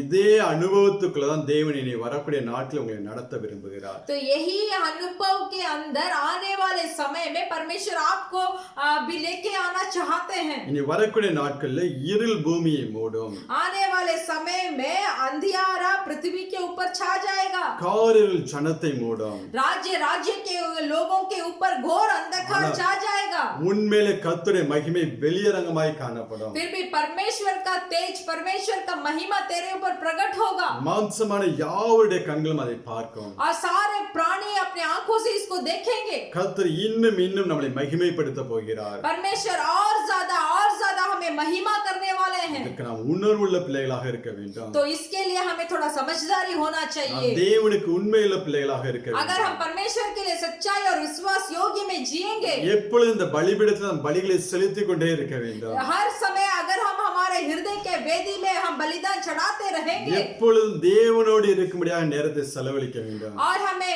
हर पल परमेश्वर के साथ हमें समय को बिताना चाहिए. தேவனுக்காக வாழும்படியாக நம்முடைய வாழ்க்கையை ஒப்புக் கொடுக்க வேண்டும். हमारा जीवन परमेश्वर के साथ जीने के लिए समर्पण करना चाहिए. அவருடைய ஊழியத்தை செய்ய நாம் ஒப்புக் கொடுக்கும்போது परमेश्वर की सेवकाई को करने के लिए हमें अपने आप को समर्पण करना चाहिए. நமக்கு கிடைக்கிற நேரங்களில் ஆண்டவரை பத்தி நாம் அறியாத ஜனங்களுக்கு சொல்லும்போது जितना समय हमें मिलती है तब परमेश्वर के बारे में बिना जानकारी के कितने लोग हैं उनसे अगर हम परमेश्वर के बारे में बताएंगे, அவருடைய மகிமை நம்ம மேலே காணப்படும். तब परमेश्वर के महिमा हमारे ऊपर प्रकट होगा. அப்பொழுது ஆண்டவரே இயேசு கிறிஸ்து இரண்டாவது அந்த பூமிக்கு வந்து तब परमेश्वर दूसरे बार जब इस संसार पे आएंगे, நாம் ஒவ்வொருவரையும் அவரோட கூட்டிக் கொண்டு போவார். तो हम हर एक को उनके साथ लेके जाएंगे. எத்தனை பேருக்கு அந்த வாழ்க்கை வேணும்? कितने आप में से इस तरीके के एक जीवन को चाहते हैं? எப்படி இஸ்ரவேல் ஜனங்கள் ஒரு ஆராதனை இல்லாமல் அடிமைத்தனத்துல இருந்தார்களோ, जैसे इजराइल लोग एक बिना आराधना के एक दास्तों में थे, இந்த நாட்கள் நாம் அப்படியேப்பட்ட ஒரு காலகட்டத்தில் தான் வாழ்ந்து கொண்டிருக்கிறோம். तो अभी हम भी इसी एक स्थिति पे हम हैं. ஆனாலும் அதன் மத்தியில கர்த்தருடைய மகிமை நம்ம மேல உதிக்கும்படியாக फिर भी उसके मध्य में भी परमेश्वर का महिमा हमारे ऊपर प्रकट होने के लिए நம்முடைய தனிப்பட்ட पर्सनल रिलेशनशिप विद गॉड, हमारा अकेलेपन का एक जीवन जो परमेश्वर के साथ एक रिश्ता रखा है, அதைதான் தேவன் பார்த்து கொண்டிருக்கிறார். तो वही जीवन को परमेश्वर देखते हैं. அது சரியாக இருக்குமா என்றால் अगर वो सही रहेगा அவருடைய மகிமை ஒவ்வொரு நாளும் நம்ம மேல காணப்படும். तो उनका परमेश्वर का महिमा प्रतिदिन हमारे ऊपर प्रकट होगा. இந்த பூமியில் நடக்கக்கூடிய எந்த சம்பவங்களை குறித்து நீங்கள் கவலைப்படவே வேண்டாம். इस पृथ्वी में जितना भी संभव हो रहा है उसको देखकर हमें डरने का नहीं. கொள்ளை நோயாக இருக்கட்டும், चाहे वो महामारी हो, பட்டயமாக இருக்கட்டும், चाहे वो तलवार हो, இயற்கையினால் வரக்கூடிய அழிவாக இருக்கட்டும், चाहे वो जो बाढ़ आती है, बारिश आती है, तूफान आती है, इससे संभव जो हो, எதுவும் உங்களை ஒன்றும் பண்ணாது. कुछ भी चीज हमें कुछ भी नहीं करेगा। நீங்க செய்ய வேண்டியதெல்லாம் सिर्फ आपको एक ही काम करना है, அவருடைய மகிமை உங்கள் மேல் இறங்கும்படியாக परमेश्वर की महिमा आपको भरने के लिए கேட்ட வார்த்தைக்கு ஒப்பு கொடுங்க. जो वचन आपने आज सुना है उसका वचन के अनुसार आप समर्पण कीजिए। கர்த்தர் उங்களை ஆசீர்வதிப்பார். परमेश्वर आपको आशीष करेंगे। चलिए। हालेलुया। हम प्रार्थना करेंगे। जैसे मैं मूसा के साथ साथ था, वैसे ही तेरे भी साथ रहूंगा। जैसे मैं मूसा के साथ साथ था, वैसे ही तेरे भी साथ रहूंगा। 10 पदार रहूंगा मैं तुझसे, 10 पदार रहूंगा मैं तुझसे, और तुझे न कभी छोड़ूंगा। जैसे मैं मूसा के साथ साथ था, वैसे ही तेरे भी साथ रहूंगा। यीशुआ उठ लो साथ ले जा, मुल्क कनान उनको पहुंचा। यीशुआ उठ लो साथ ले जा, मुल्क कनान उनको पहुंचा। जहाँ टिकेगा तेरे पाँवों के तलवा, जहाँ टिकेगा तेरे पाँवों के तलवा, वो जगह मैं तुझे दे दूंगा। जैसे मैं मूसा के साथ साथ था, वैसे भी तेरे भी साथ रहूंगा। जैसे मैं मूसा के साथ साथ था, वैसे ही तेरे भी साथ रहूंगा।